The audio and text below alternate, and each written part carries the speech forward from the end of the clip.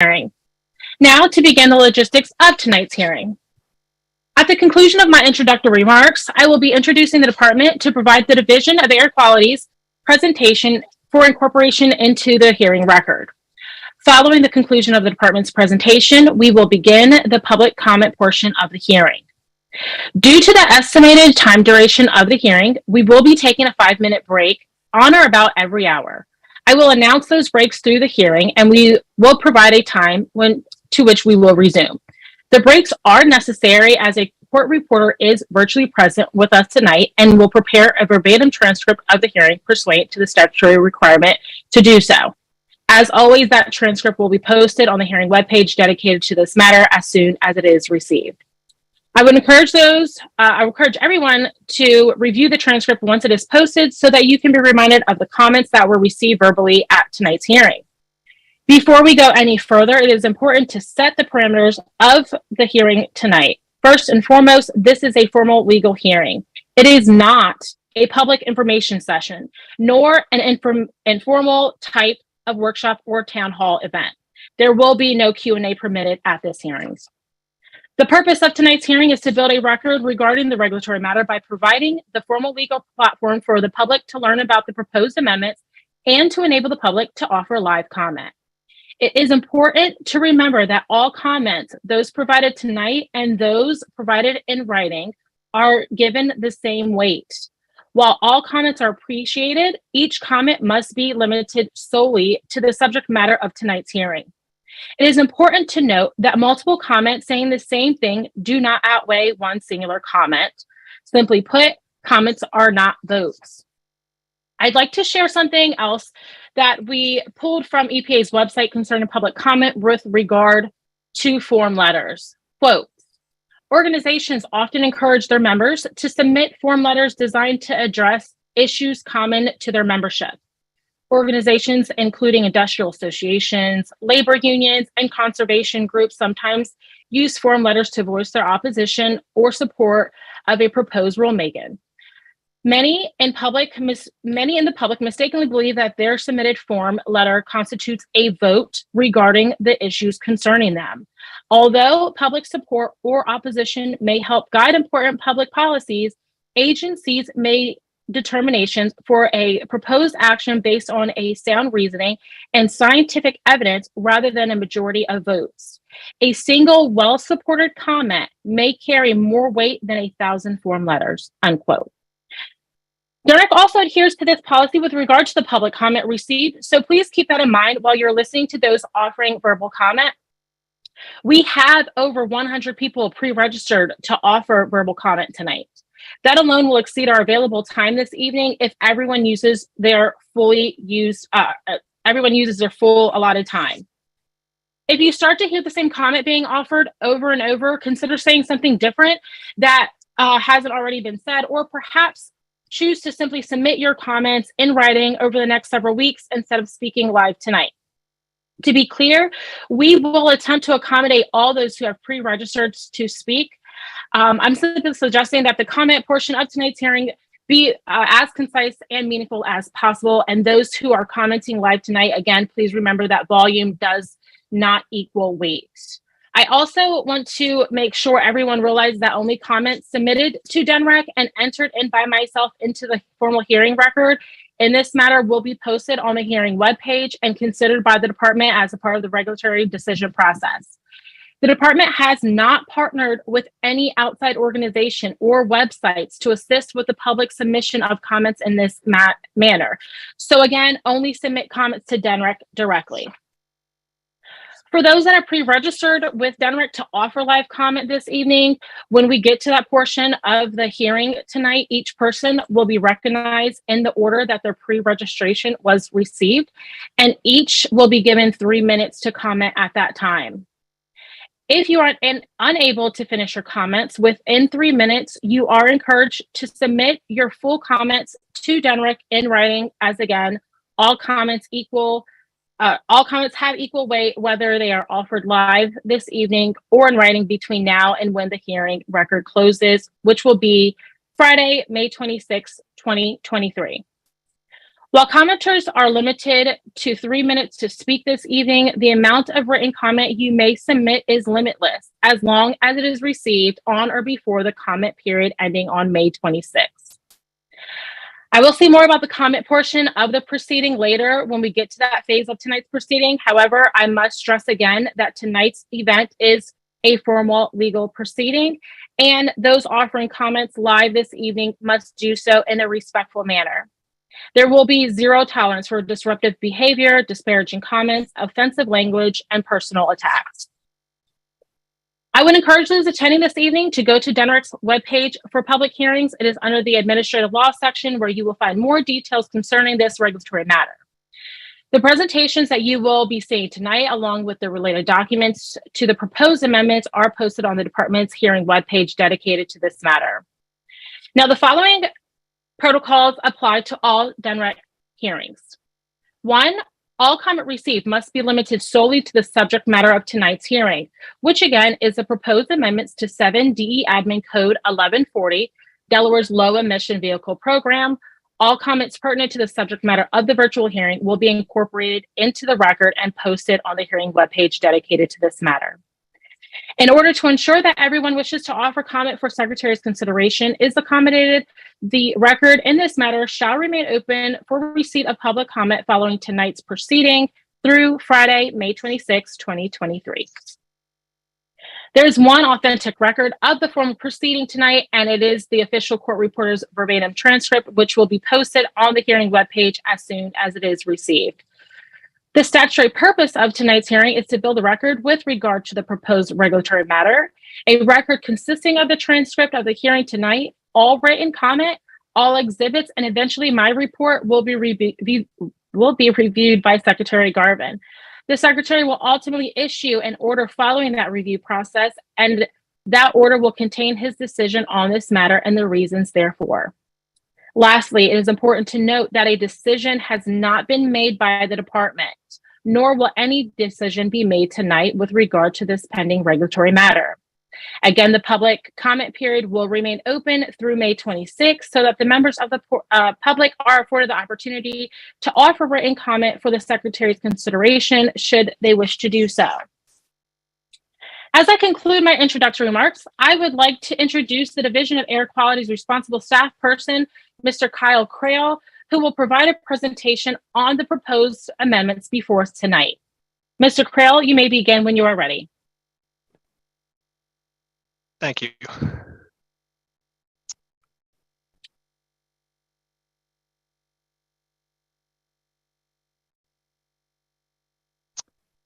Can you see my screen?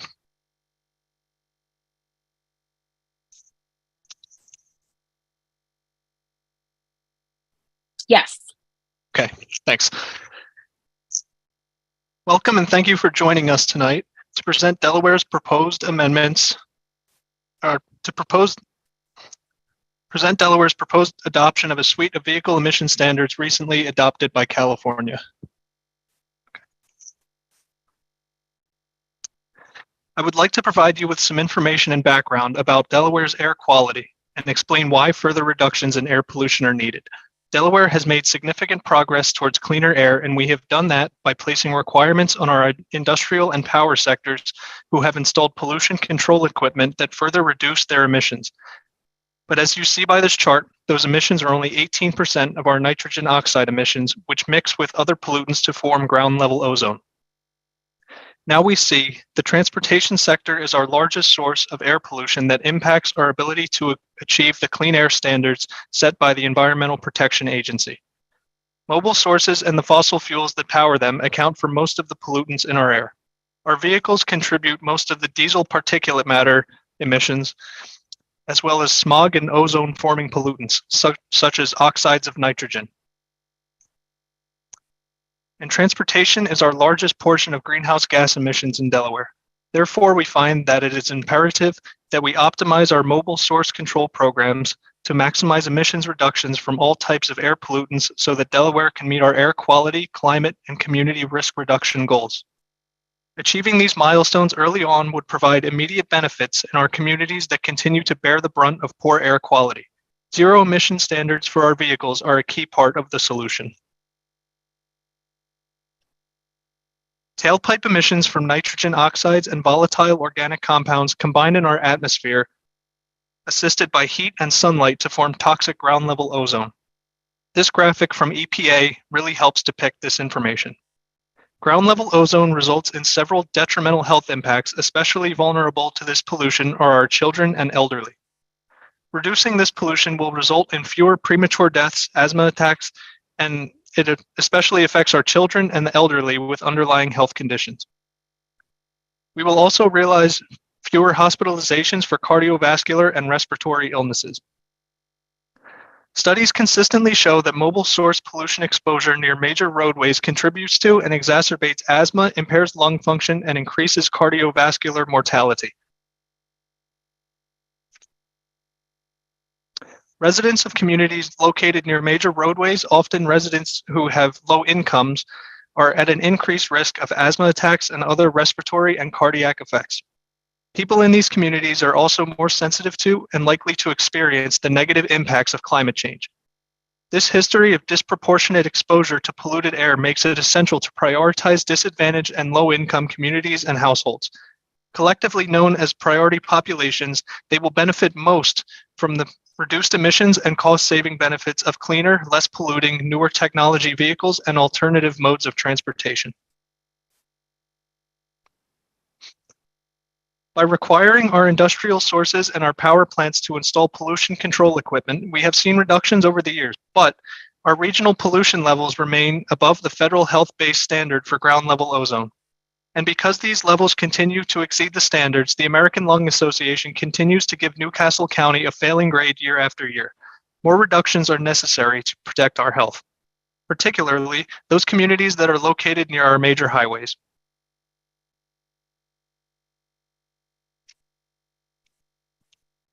This slide provides a snapshot of how ground level ozone forms on a hot summer day. It shows areas where ozone was beginning to form in our region last June.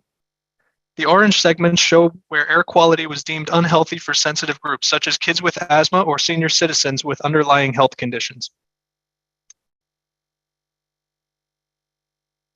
As required by the Clean Air Act, EPA identifies areas or regions in the country where the health-based standards are exceeded as not meeting or attaining the standard. Those areas are called non-attainment areas. Delaware's Newcastle County, along with Maryland's Cecil County, are linked to the Philadelphia metropolitan area as a key contributor to the region's overall air pollution. The key source of air pollution in our area is transportation. Along the I-95 corridor, we see higher emission levels for ozone precursors and particulate matter. Many friends and neighbors in Delaware and Maryland travel to Philadelphia every day to work further contributing to the emissions in our region. Now let's consider the impacts transportation has on greenhouse gas emissions. Those emissions are the largest source, with over 30%. In 2017, Governor Carney committed to reducing Delaware's greenhouse gas emissions by 26% to 28% from 2005 levels by 2025 by joining a coalition of 24 states in the U.S. Climate Alliance. This target, identical to the goal the U.S. made upon joining the Paris Agreement under the United Nations Framework Convention for Climate Change, affirms Delaware's recognition that state-level action is important to addressing climate change. From Delaware's greenhouse gas inventory, our state's efforts have resulted in an overall emissions reduction of 18.3%, and our climate action plan shows that Delaware has not yet met its emission reduction goal. The plan released in November 2021 presented recommended actions the state can take to ensure we meet or exceed our goals. One of the plan's recommended actions was to adopt additional measures to reduce emissions from the transportation sector. In March of 2022, Governor Carney directed the Department of Natural Resources and Environmental Control to begin the regulatory development process to propose adoption of the California Advanced Clean Car Program, which includes reducing criteria and greenhouse gas emissions and sets establishing requirements for increasing numbers of zero-emitting vehicles be delivered and offered for sale.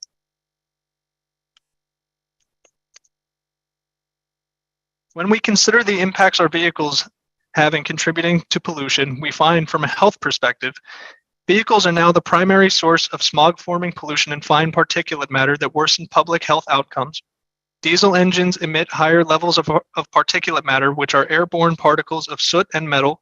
These can cause skin and eye irritation and allergies, and very fine particles lodge deep into the lungs where they can cause respiratory problems. As I've previously mentioned, harmful levels of these pollutants exacerbate asthma and other cardiorespiratory illnesses, especially in children and older adults, leading to additional hospitalizations and premature deaths. And from an environmental perspective, the effects of car pollution are widespread, affecting air, soil, and water quality. Nitrous oxide contributes to the depletion of the ozone layer, which shields the Earth from harmful ultraviolet radiation from the sun. Sulfur dioxide and nitrogen dioxide mix with rainwater to create acid rain, which damages crops, forests, and other vegetation and buildings. Oil and fuel spills from cars and trucks seep deep into the soil near highways, and discarded fuel and particulates from vehicle emissions contaminate lakes, rivers, and wetlands. Delaware is already experiencing the impacts of climate change with increased temperatures, sea level rise, and extreme precipitation events. Our overburdened and underserved communities that reside near our major highways and are disproportionately impacted by pollution from our vehicles. The tailpipe emissions worsen the health of our children who suffer from asthma or our elderly that have COPD or other chronic health conditions. Gasoline-powered vehicles are also a major source of air toxics such as formaldehyde and benzene. At low levels, breathing in formaldehyde can cause eye, nose, and throat irritation. At higher levels, formaldehyde exposure can cause skin rashes, shortness of breath, wheezing, and changes in lung function. We need to reduce exposure to vehicle pollution for our frontline communities that are disproportionately impacted by pollution. In order to reduce the impacts of air pollution, the department works to identify the major sources, determine what control technologies are available, and then draft regulations requiring those sources to meet emission standards. Which begs the question, what can Delaware do to mitigate the harmful impacts to our health that are attributed to our operation of vehicles?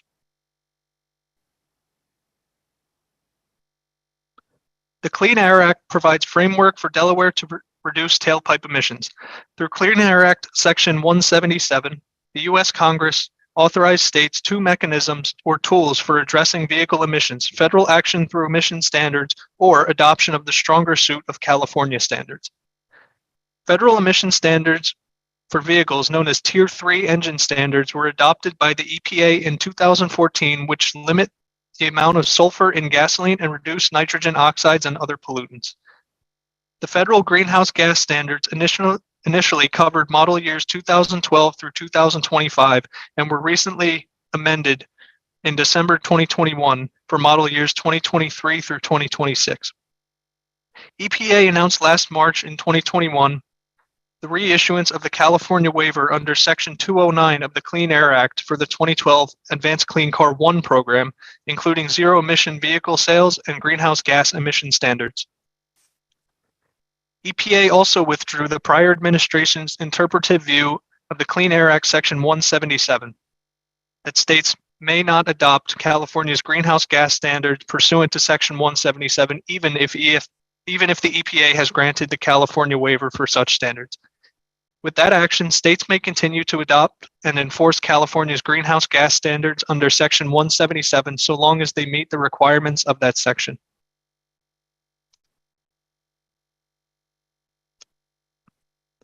The following 17 states, California, Connecticut, Colorado, Delaware, Massachusetts, Maryland, Maine, Minnesota, New Jersey, New Mexico, Nevada, New York, Oregon, Pennsylvania, Rhode Island, Virginia, and Washington have elected to adopt the California emission standards over the federal tailpipe standards. These states, in combination, represent over 40% of the nation's vehicle market. Congress provided states two options when it comes to reducing pollution from cars and trucks. We can adopt more stringent emission standards, or we can accept the federal weaker tailpipe emission standards. By choosing to adopt the California standards, states protect themselves from future federal regulatory and policy rollbacks, as well as continuing to realize deeper reductions in pollution from cars and trucks. However, we do have to check some boxes. We have to adopt identical regulations and provide the auto industry 2 years advance notice. The EPA has recently announced a proposal to tighten the federal emission standards. EPA is seeking comments on that proposal. The Department of Natural Resources and Environmental Control obtains its authority to regulate and reduce air pollution and air contaminants from legislation passed by the Delaware General Assembly. The Delaware statute authorizes the department to regulate emissions. That authority is found in Title VII, Chapter 60 and 67.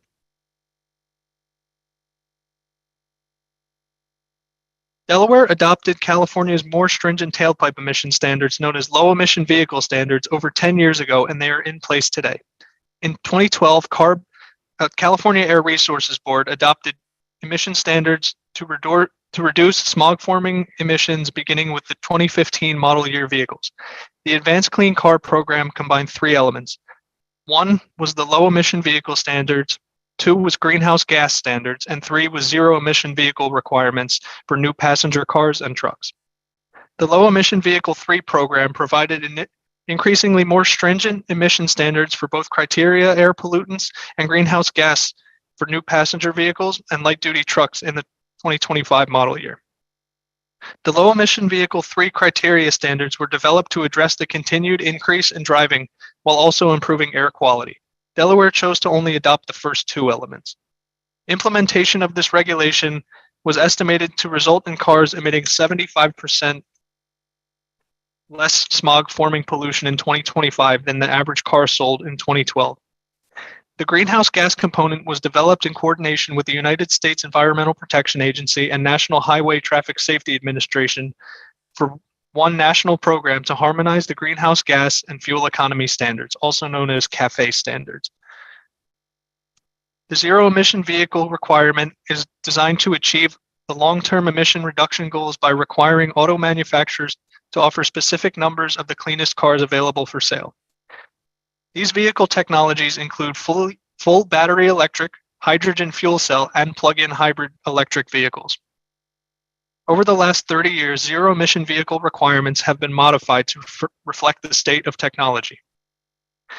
Modifications adopted in 2012, along with other two advanced clean car elements, have set the market on a path towards zero-emission vehicle commercialization with the resurgence of battery technology, enabling auto manufacturers to offer competitively priced zero-emission vehicles to consumers. Since 2010, more than 1 million zero-emission vehicles and plug-in hybrids have been registered in California and the other states who have adopted Advanced Clean Car 1. The Climate Action Plan released in 2021 recommended that Delaware consider the adoption of all three components for Advanced Clean Car in order to close the gap and meet our greenhouse reduction commitments. In March of last year, our governor directed the Department of Natural Resources and Environmental Control to begin the regulatory development process for adding zero emission standards to our strategies for reducing and controlling emissions from vehicles. The department is proposing to adopt the three elements of the California Clean Car program, beginning with model year 2027. Tonight's proposal requires auto manufacturers to produce and deliver for sale new vehicles that meet the emission standards, which will provide real reduction in vehicle emissions from Delaware's passenger cars, light-duty trucks, and medium-duty vehicles. As required by the Clean Air Act, our proposed regulation will commence with model year 2027. Reductions in vehicle emissions will help Delaware meet the federally established health-based air quality goals and address the transportation emissions impact our communities located near our roads and highways.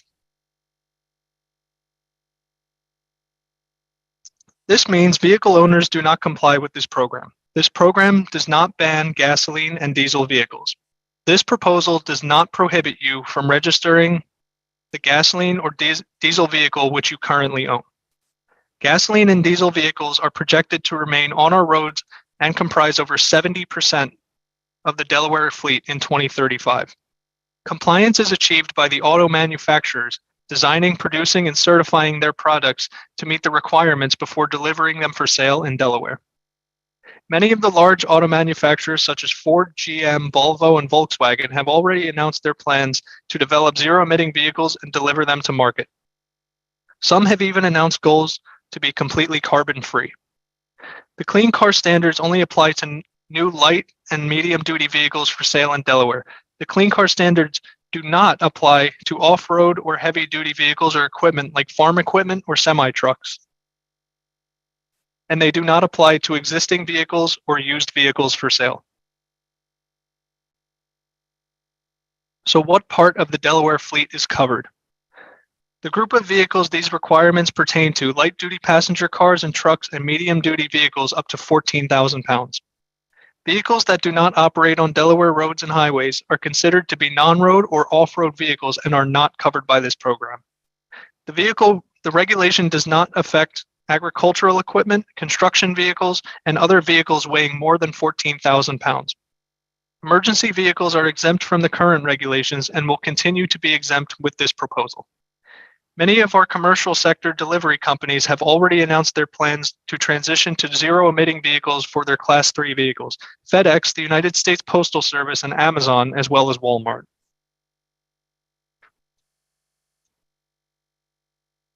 You may have seen recent announcements and commercials showcasing the new vehicles auto manufacturers are producing. Over 150 new products are expected by 2025.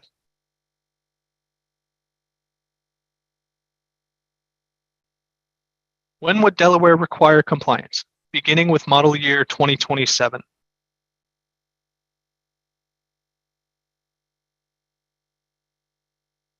The Advanced Clean Car Program applies to vehicle manufacturers and not vehicle owners. Beginning with model year 2027, automobile manufacturers will be delivering increasing numbers of new zero-emitting vehicles to Delaware.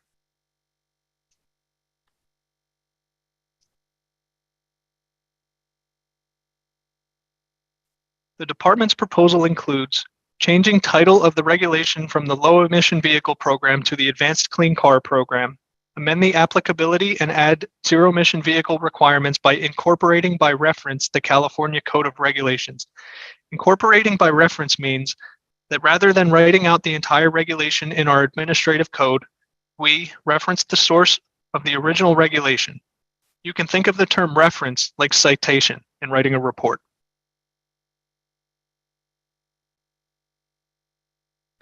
Advanced Clean Cars 2 will provide various flexibility mechanisms for helping with compliance by our nation's car makers.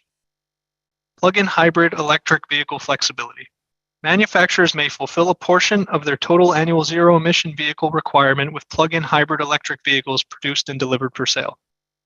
Environmental justice vehicle values. Manufacturers may fulfill a portion of their total annual zero-emission vehicle requirement with additional vehicle values earned according to the following provisions. New zero-emission vehicles and plug-in hybrids provided for use in community-based clean mobility programs. New 2024 through 2031 model year zero-emission vehicles and plug-in hybrids provided for use in community-based clean mobility programs in Delaware will earn an additional vehicle values that can be used to meet a portion of the manufacturer's annual zero-emission vehicle requirement. Vehicles in Delaware sold at the end of lease to participating dealerships. Zero-emission vehicles or plug-in hybrids initially leased in California and sold at the end of lease to a Delaware dealership participating in a financial assistance program will earn additional vehicle values that can be used to meet a portion of the manufacturer's annual zero-emission vehicle requirement. New zero-emission vehicles and plug-in hybrids below the MSRP threshold. An additional 0.1 vehicle value will be earned by a manufacturer for each 2026 through 2028 model year zero-emission vehicles or plug-in hybrids delivered for sale in Delaware with an MSRP less than or equal to $20,275 for passenger cars and less than or equal to $26,670 for light-duty trucks. For the purposes of this section, the MSRP values shall be adjusted annually, beginning in 2026 model year per subsection E.2.f. Early compliance vehicle values. Manufacturers may fulfill a portion of their total annual zero-emission vehicle requirement with early compliance vehicle values earned. Pooling.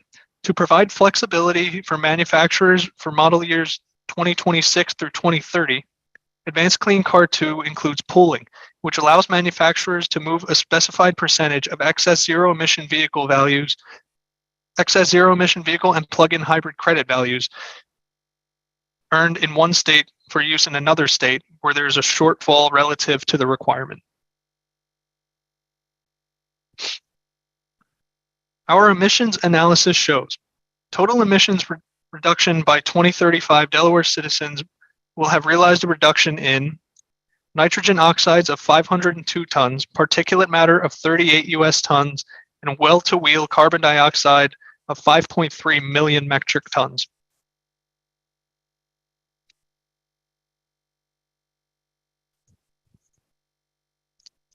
The annual health outcomes of Delaware's adoption of Advanced Clean Car 2 were estimated with EPA's COBRA model.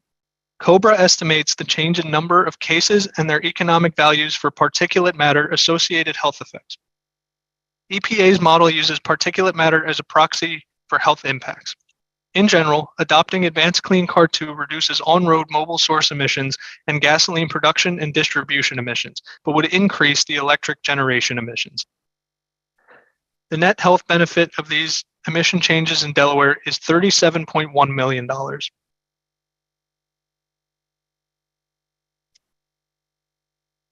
While Advanced Clean Car 2 would not result in any direct costs on individuals, car buyers will be indirectly affected.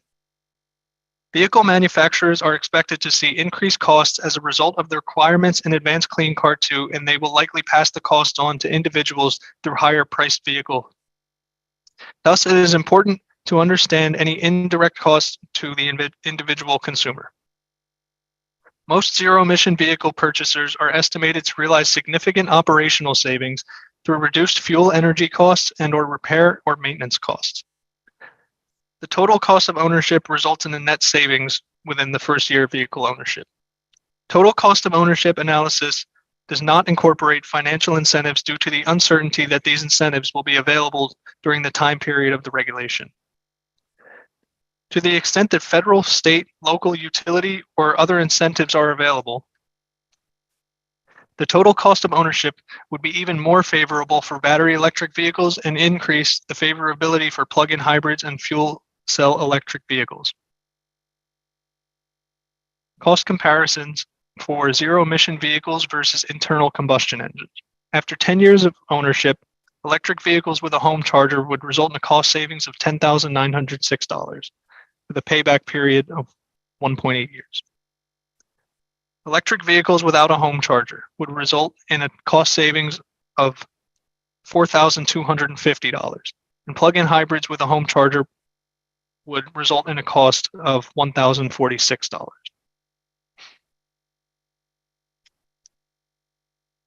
During the public workshops and in-person and in comments received by the department, many people voiced concerns about vehicle price and availability of fueling infrastructure and access for people in multi-unit dwellings or downtown areas. Planning and policy development for the transition to zero-emission vehicles has been underway in the state of Delaware for at least a decade. This includes statewide legislation and policy and local level ordinances and funding and incentives. Significant federal funding through the Bipartisan Infrastructure Bill and the Inflation Reduction Act are also helping to accelerate deployment of zero-emission vehicles and fueling stations. The Delaware Department of Transportation and the Delaware Department of Natural Resources and Environmental Control Division of Climate, Coastal, and Energy are developing a Delaware statewide electric vehicle charging infrastructure plan. The statewide plan, which will help guide charging station locations and feasibility with special interest in serving rural communities, disadvantaged communities, and those who live in multi-unit dwellings. The plan will bolster areas that have high electric vehicle adoption as well as prepare areas with low adoption to be ready and secure in the alternative fuel transition. The following is the department's list of exhibits to be entered into the hearing docket, number 2022-R-A-0011, for the proposed amendments to 7 DE Admin Code 1140, Delaware Low Emission Vehicle Program. Docket number 2022-R-A-0011.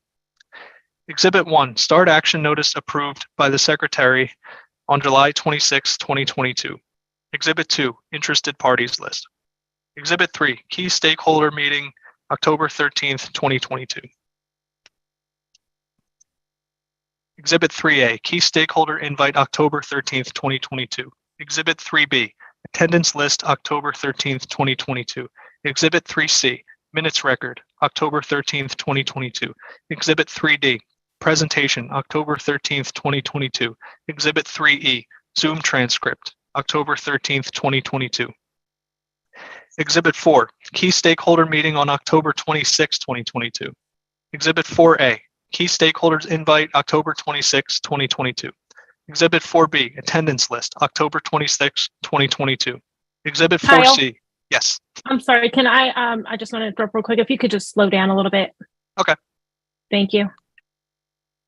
Exhibit 4C, minutes record, October 26, 2022. Exhibit 4D, presentation, October 26, 2022. Exhibit 4E, Zoom transcript, October 26, 2022. Exhibit 5, public workshop, November 15th, 2022. Exhibit 5A, legal ad news journal, November 15th, 2022. Exhibit 5B, legal ad state news, November 15th, 2022. Exhibit 5C, legal ad, November 15th, 2022. Exhibit 5D, attendance list, November 15th, 2022. Exhibit 5E, minutes record, November 15th, 2022. Exhibit 5F, presentation, November 15th, 2022. Exhibit 5G, Zoom transcript, November 15th, 2022. Exhibit 6, public workshop, November 16th, 2022. Exhibit 6A, legal ad news journal, November 16th, 2022.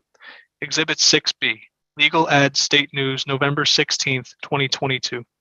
Exhibit 6C, attendance list, November 16th, 2022. Exhibit 6D, minutes record, November 16th, 2022.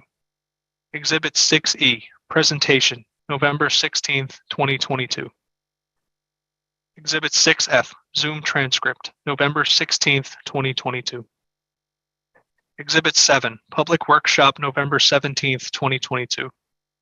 Exhibit 7A, legal ad news journal, November 17th, 2022. Exhibit 7B, legal ad state news, November 17th, 2022. Exhibit 7C, attendance list, November 17th, 2022. Exhibit 7D, minutes record, November 17th, 2022. Exhibit 7E, presentation, November 17th, 2022. Exhibit 7F, Zoom transcript, November 17th, 2022. Exhibit 8, public workshop on December 13th, 2022. Exhibit 8A, legal ad news journal, December 13th, 2022. Exhibit 8B, legal ad state news, December 13th, 2022. Exhibit 8C, legal ad, December 13th, 2022. Exhibit 8D, attendance list, December 13th, 2022. Exhibit 8E, minutes record, December 13th, 2022. Exhibit 8F, presentation, December 13th, 2022. Exhibit 8G, Zoom transcript, December 13th, 2022. Exhibit 8H, online notice, December 13th, 2022. Exhibit 9, public workshop, December 15th, 2022. Exhibit 9A, legal ad news journal, December 15th, 2022. Exhibit 9B, legal ad state news, December 15th, 2022. Exhibit 9C, attendance list, December 15th, 2022. Exhibit 9D, minutes record, December 15th, 2022.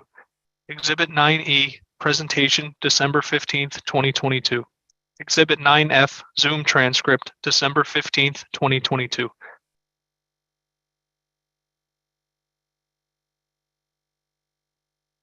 Exhibit 10, comments received through December 2nd, 2022.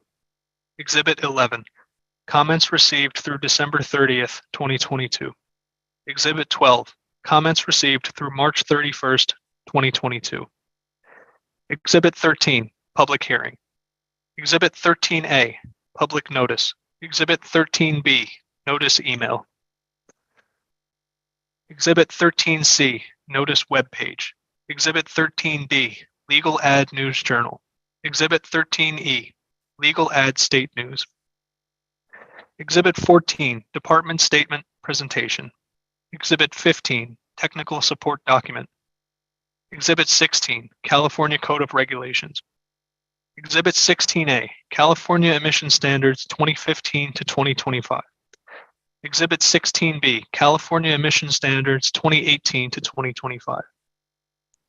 Exhibit 16C, Amendments to Sections 1900, 1961.2, 1961.3, 1965, 1976, 1978, 2037, 2038, 2112, 2139, 2140, 2147, 2317, 2903, Title 13 California Code of Regulations.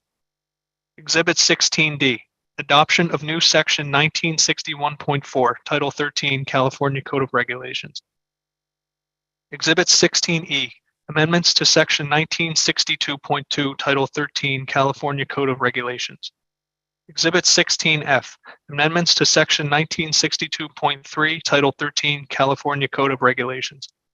Exhibit 16G, Amendments to Section 1962.4, Title 13 California Code of Regulations. Exhibit 16H, Amendments to Section 1962.5, Title 13 California Code of Regulations. Exhibit 16I, Amendments to Section 1962.6, Title 13 California Code of Regulations. Exhibit 16J, Amendments to Sections 1962.7, Title 13 California Code of Regulations. Exhibit 16K, Amendments to Section 1962.8, Title 13 California Code of Regulations. Exhibit 16L, Amendments to Section 1968.2, Title 13 California Code of Regulations. Exhibit 16M, Section 2116, Title 13 California Code of Regulations. Exhibit 16N, Section 2117, Title 13 California Code of Regulations. Exhibit 16O, Section 2118, Title 13 California Code of Regulations. Exhibit 16P, Section 2119, Title 13 California Code of Regulations. Exhibit 16Q, Section 2120, Title 13 California Code of Regulations. Exhibit 16R, Section 2121, Title 13 California Code of Regulations. Exhibit 16S, Section 2222, Title 13 California Code of Regulations. Exhibit 17, Supporting Documentation. Exhibit 17A, Appendix A, NESCOM Emissions Excel. Exhibit 17B, ERG Excel. Exhibit 17C, University of Delaware Study. Exhibit 18, Proposed Amendments to 7DE Admin Code 1140. This concludes the department's presentation. Thank you, Mr. Krill.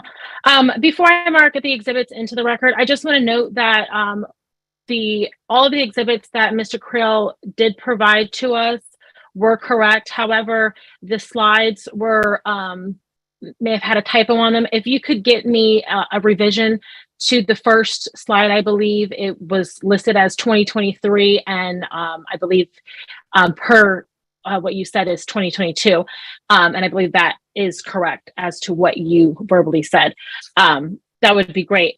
However, I did receive all the exhibits that you submitted to me, and I hereby mark those exhibits as departments exhibits 1 through 18.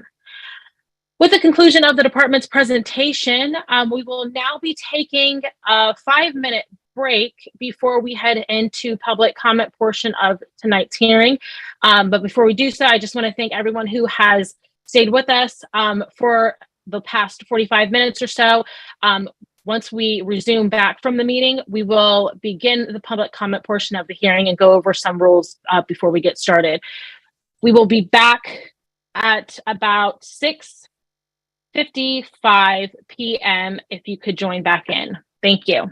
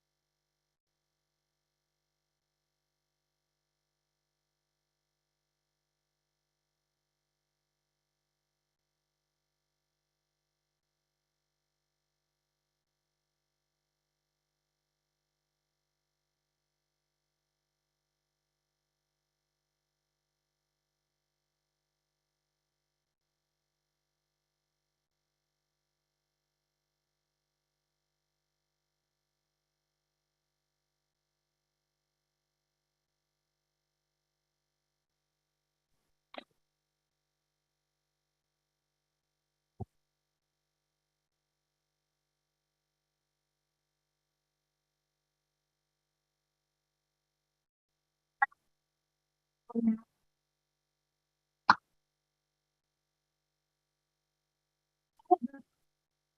can't hear you. Teresa, we can't hear you, Teresa. Teresa, can you hear me? Teresa? Teresa? Can someone let Teresa know we can't hear her? We can see you talking, but most of it's off microphone.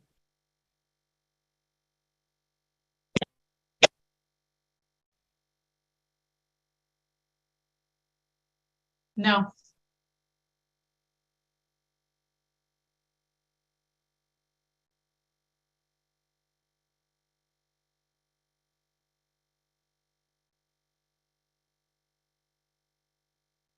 No.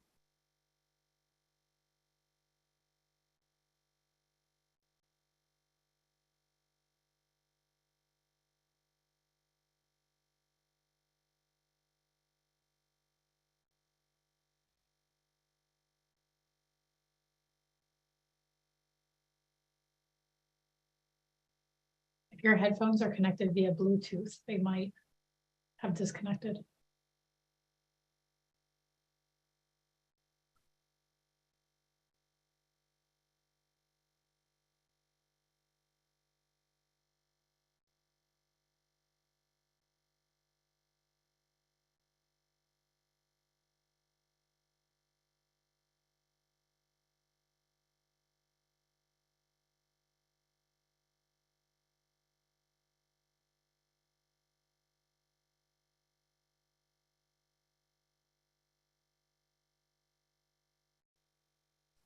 Test.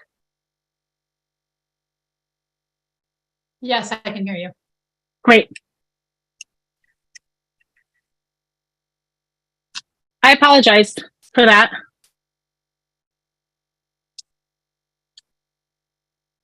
So the time is now 6:58. I apologize for that. We will now resume the hearing. Now that you can hear me, we will begin the public comment portion of tonight's hearing. Those who have pre-registered by noon today with DNREC to offer live comment for inclusion into the hearing record being generated in this matter will be called upon in the order the registration was received. For those who attempted to register after 12 p.m. noon today, you will not be recognized to offer live comment tonight. Please remember, you still have until Friday, May 26th to submit your written comments. And again, all comments have the same weight regardless of whether they are received verbally or in writing. Jennifer Childers with the DNREC's Division of Air Quality will be orchestrating the comment portion of tonight's proceeding. Mrs. Childers will announce the name of the person that is in line to speak and will also announce the following speaker so that you can prepare yourself for your turn that will be next. At the time your name is called, you will receive a prompt to unmute yourself. A pop-up on your screen will appear and you will need to click the blue unmute button to begin your verbal comment. For those that are calling in to offer comment, once your name is called, you will hear a prompt to press star 6 to unmute yourself, and then you may begin.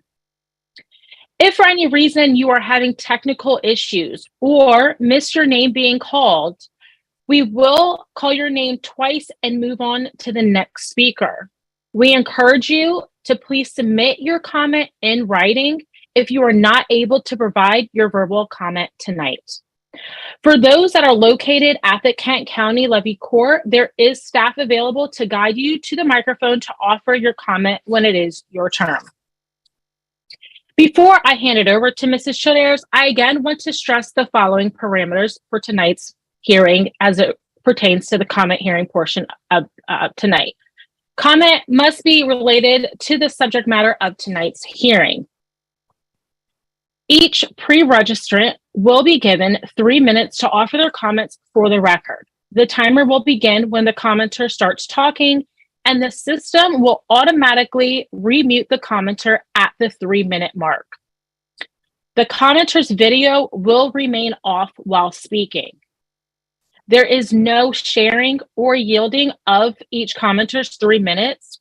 If the same comment has already been offered, consider saying something different with your 3 minutes of time. Or again, due to the number of persons who have pre-registered to speak live tonight, consider submitting your comments in writing between now and May 26th, as there is no limit on the amount of written comment that you may submit. While the department appreciates all comments received, there will be zero tolerance policy in effect for disruptive behavior, disparaging remarks, offensive language, or personal attacks. Should comments start to fall in such unfortunate negative categories, I will interrupt the commenter with a warning once. If the disrespectful tone continues, the commenter will be remuted immediately and removed from the meeting, regardless of how much time they have left. This is a formal legal proceeding, and as such, it should be given respect by all in attendance this evening. With that being said, Ms. Childers, please begin with calling the first commenter and the next commenter that will be up to speak after. Thank you. Our first commenter is Denise Clendenning, followed by Sherry Long. Hello, can you hear me? Yes. Okay. All right. Yes, my name is Denise Clendenning. I did hear testimony this evening. Speaking of the air quality in Delaware, a big concern here is what about what these lithium-ion batteries, the toxins that they give off, and what they do to the environment, and what's going to happen with the lithium-ion batteries? As far as I know, they're not recyclable. So these large hundreds of pounds of batteries are going to literally go into our soil, into our aquifers, and ultimately into our drinking water. The New York City Fire Department has posted tons of videos on the e-bikes. When people are charging them, they catch fire. These fires are explosive. So when these fires do occur, they need thousands of gallons of water to extinguish those. And sometimes they can also reignite. And that has happened with the lithium-ion batteries in vehicles also. That also brings up what happens with our water supply. And also the concern is the electric itself. Being able to charge these vehicles and have everybody with a lithium-ion battery car by 2035, where are we getting the electric from? What is the price going to be? Also, what about the price of the cars themselves? They at least start at $60,000. We never purchased a car in that amount in our entire lifetime, and either have our children.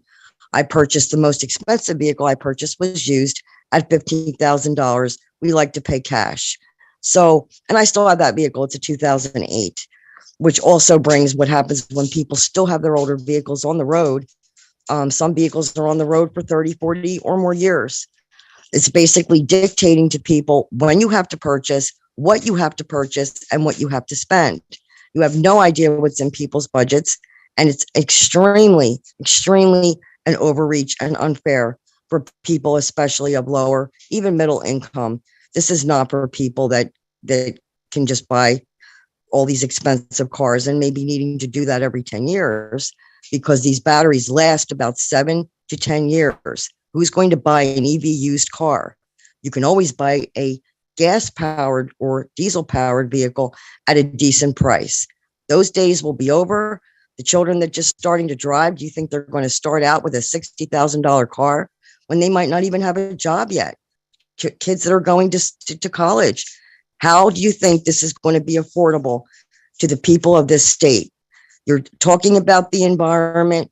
We do understand there's always environmental issues, but these lithium batteries, what are you doing with them when they totally discharge and are no good anymore? Where are they going to go? Because they are going to destroy the environment. And it's very surprising to hear a lot of the environmental groups. Our current speaker is Sherry Long, followed by Linda Herka. My name is Sherry Long. Thank you, Cal. You did a wonderful job on the presentation. As a citizen stakeholder in the Delaware Clean Energy Committee Forum, I am here today to oppose the California mandatory regulations on Delawareans. Besides the fact that we are not California with their pollutants caused by multiple conditions that are not on our eastern coast, Delaware already is diligently working on our clean resources. For anyone who is paying attention, we have already reduced our emissions. And for Southern Delaware, the cooperative is already exceeding the Paris Clean Energy Agreement. What concerns me most of all is that we continue to express that the technology of industry will, quote unquote, hopefully catch up to what we are considering is a requirement for our clean energy requirements of this California plan. However, even California is continuing to change their plan as the worst possible scenarios have been occurring in their state. Please refer back to the exhibits in the presentation under section 16, explaining the multiple amendments that California has already needed to do. I am for green. I'm for green energy. I am not for mandatory ignorance, especially from those who are unelected regulatory individuals with zero accountability. As one who questioned the state's sustainability, I was informed that PJM had zero concerns. Sadly, a very real issue became realized last Christmas Eve when our state's emergency management system called out the all alert. It would seem that the previous confidence of PJM was not as good as suggested. Notable that whenever I had mentioned the concerns of either becoming Texas and have an emergency situation in which either Delawareans would freeze to death in extreme cold or die from mega heat of the summer, I was dismissed.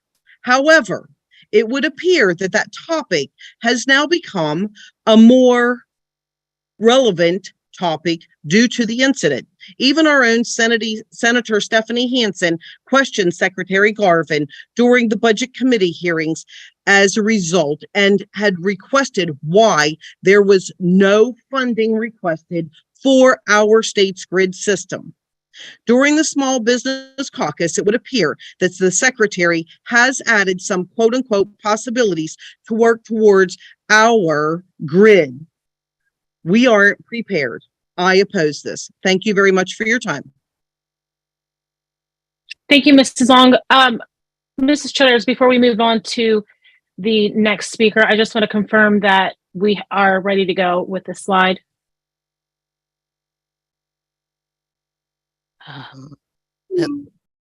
Yes, we're ready. Thank you. Ms. Childers, if you could call the next speaker and the following. Yes. Thank you. Our current commenter is Linda Herka, followed by Kathy Harris. This is Megan Sweeney. I'm unable to locate a Linda Herka. If there is a Linda Herka, please raise your hand using the feature in the Zoom.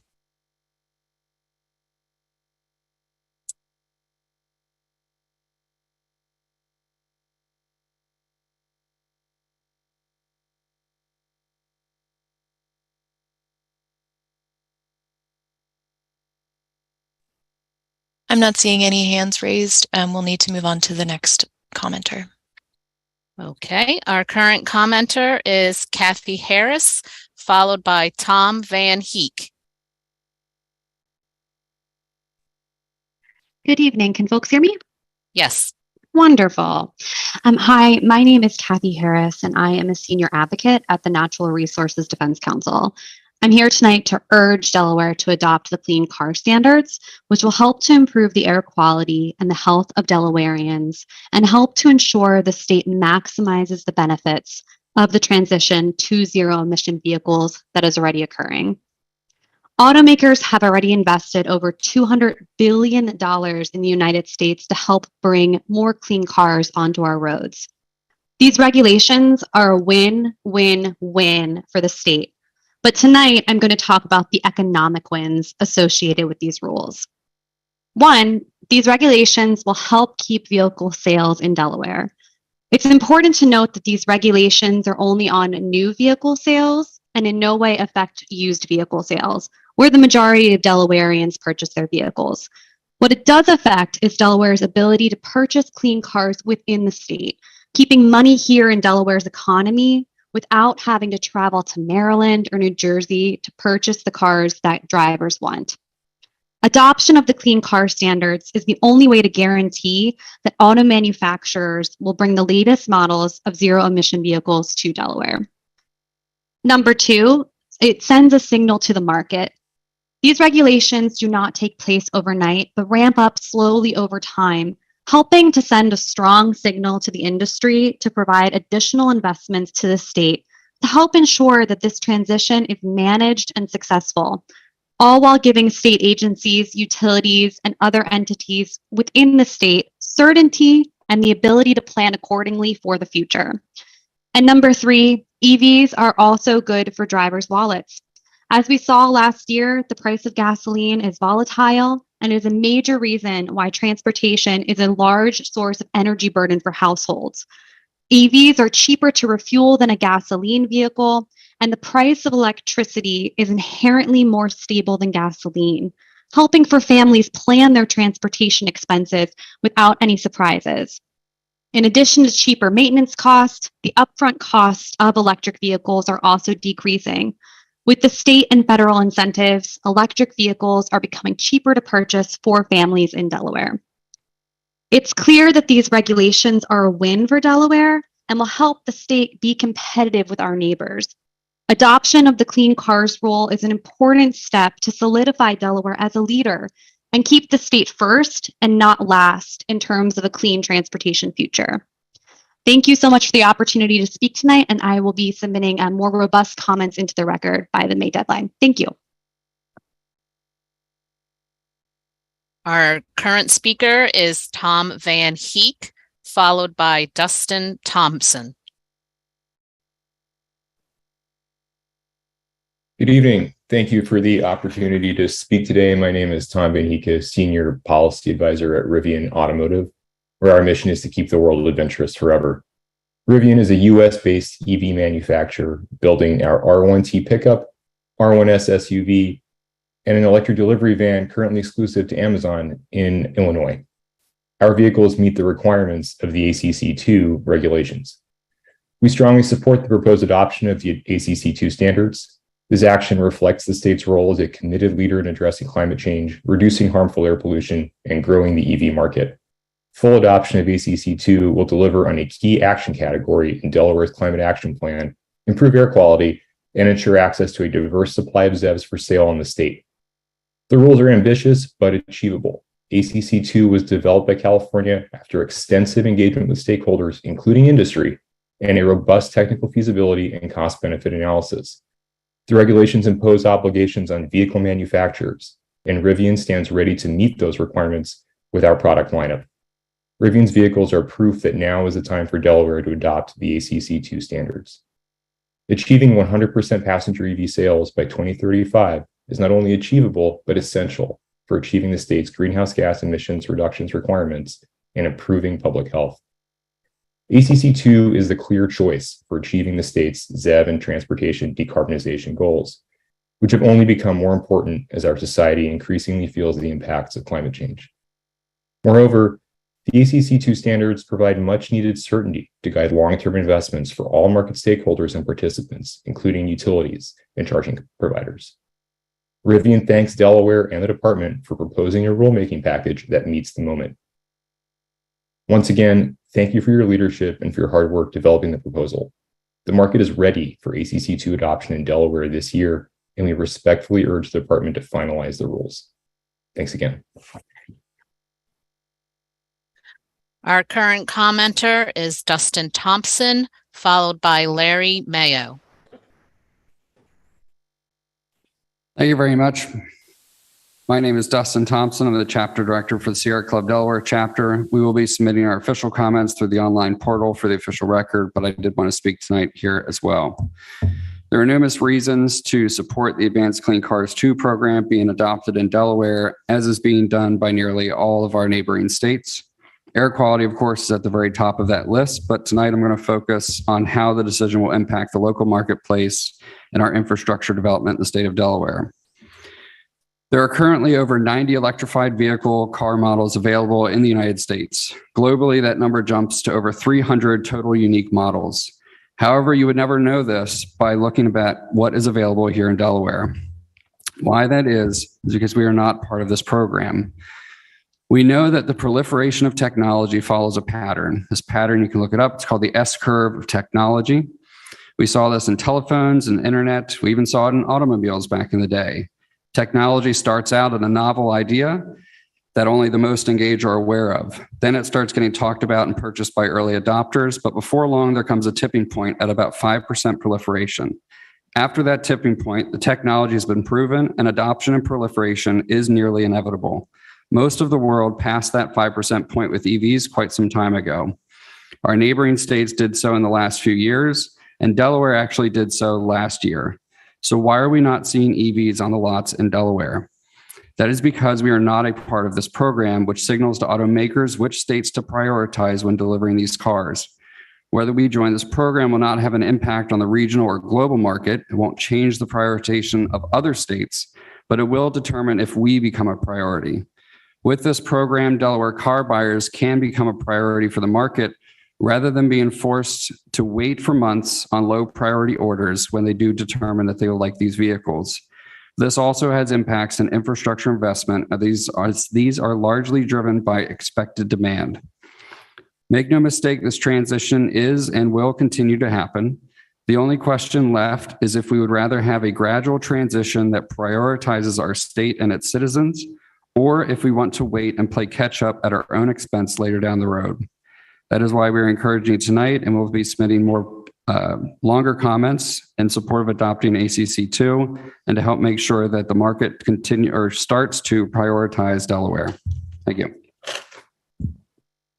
Just a really quick comment. When you're giving your comments and you're reading from something that you typed up to read from, you just need to read a little bit slower, talk a little bit slower. Thank you. Our current commenter is Larry Mayo, followed by Robert King. I'm Larry Mayo, Constitution, and senior instructor of the Delaware State Constitution, which I've been teaching for 2 years, researching for 3, and studying for 3.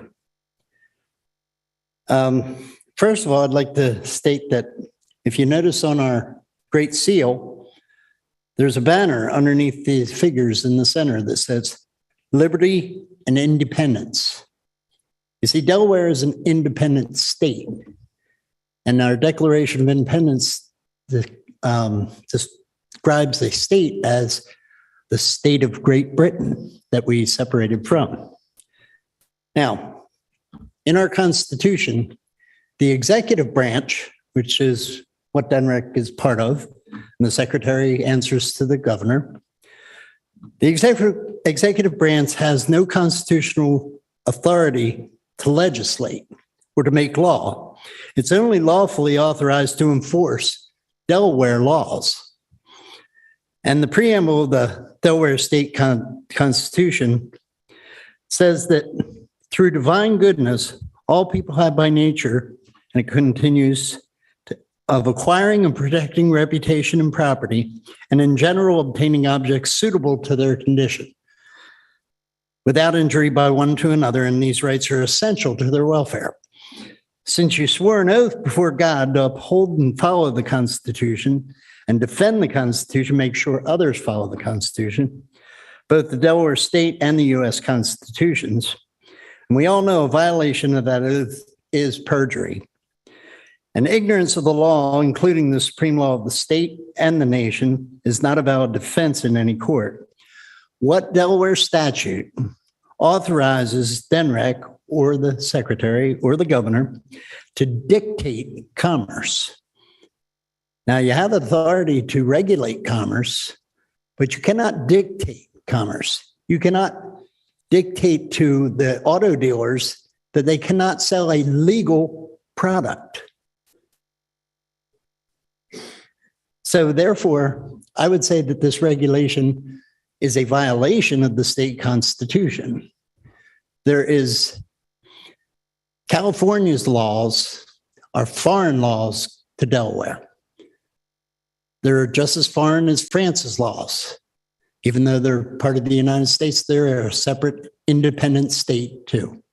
So until Delaware's legislature passes a law giving you the authority to do this regulation, specifically, you don't have that authority. And I thank you for your time. And I hope you'll enjoy and follow the Constitution. Our next commenter is Robert King, followed by George Werner. This is Megan Sweeney. There is not a Robert King on the call tonight. If Robert King has called in by phone and would like to raise their hand, please use the Zoom function to do so.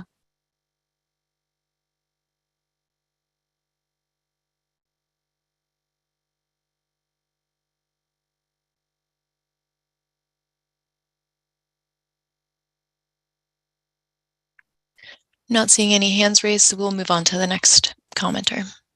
Okay. Our current commenter is George Werner, followed by Julie Ney.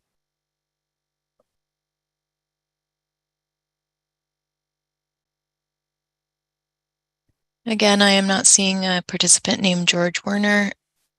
If you've called in on the phone, please use the Zoom function to raise your hand.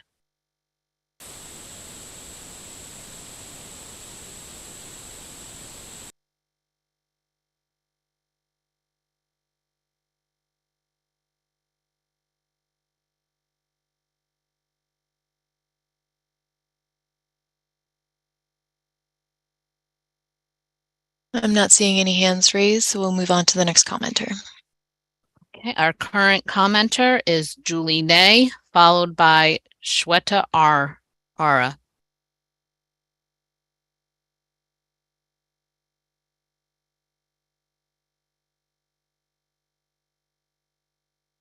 Julie Ney. There's not a participant named Julie Ney. If you would use the hand raise to identify yourself if you're present.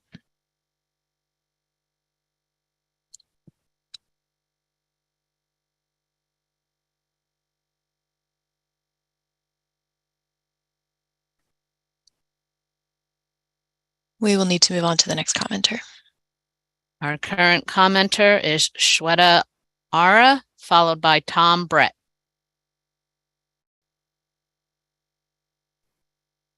All right. Good evening. Can you hear me all right? Yes. All right.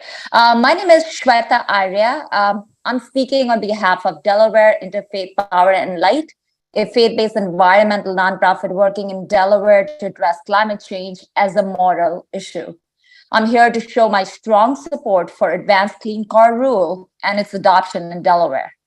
At Delaware IPL, we believe it is our moral obligation to take a bold and just action on climate change, as we know that the climate impacts disproportionately affect our most vulnerable communities. Climate science is loud and clear. We need to stop burning fossil fuels, oil, gas, coal, and stop adding more climate warming carbon in our atmosphere. As said earlier in DNREC's presentation, very rightly, transportation emissions are responsible for a big chunk of our greenhouse gas emissions, and they're hazardous to human health, especially to the overburdened communities. Adopting ACC2 rules is our golden opportunity to reduce our transportation emissions drastically and move towards cleaner vehicles that don't poison our environment, attract millions of dollars in electric vehicle infrastructure, making EVs cheaper and accessible to especially to low wealth communities. Our future is electric. The faster we transition, the better it is for our health and our environment. I would like to urge DNREC and Governor Carney to help make Delaware a leader on clean transit and join ACC2 Clean Cars program. Thank you so much. Our current commenter is Tom Brett, followed by Jennifer Peasnall.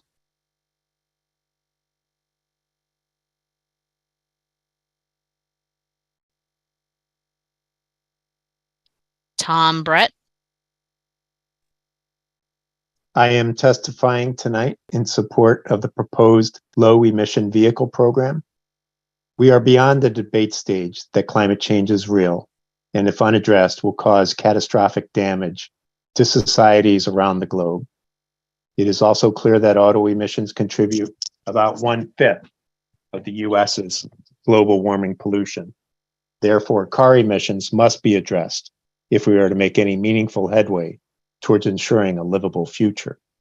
I implore Governor Carney and Secretary Garvin to rely upon proven science and to act in the best interest of future generations who will inherit the results of the decisions we make today.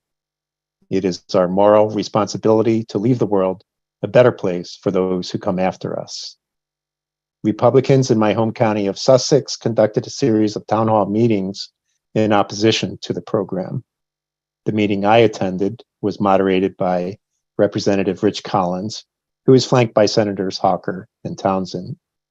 Collins stated, quote, "We need to follow the science, folks.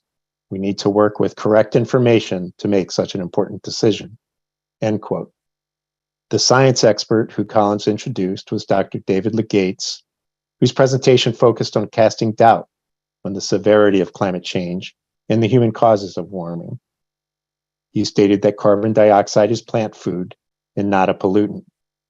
David Legates is an extreme outlier in the universe of climate science. In the waning months of his administration, climate change denier Trump appointed him to a top post at NOAA. I encourage everyone to Google David Legates and to come to their own conclusions as to his motives and affiliations. It is farcical to state that we need to look at the science and then to rely upon an individual whose message is, "Don't look up." We need serious-minded leaders that are respectful of the environment they leave for generations to follow us.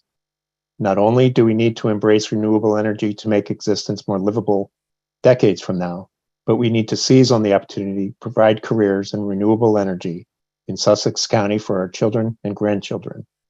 The growth of clean energy will stimulate innovation and create good-paying jobs. Plans are in place to partner with technical and vocational schools to provide electric vehicle maintenance and repair training. Similarly, investments in wind and solar energy can create jobs and career in those industries.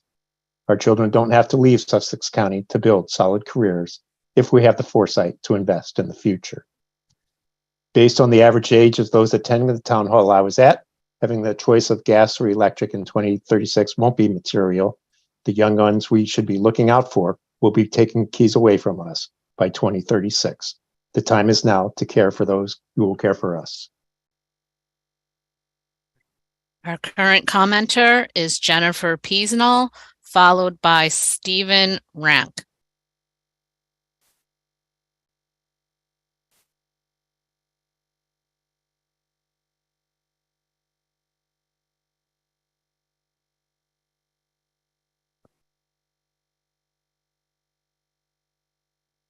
More invested in supporting ACC2.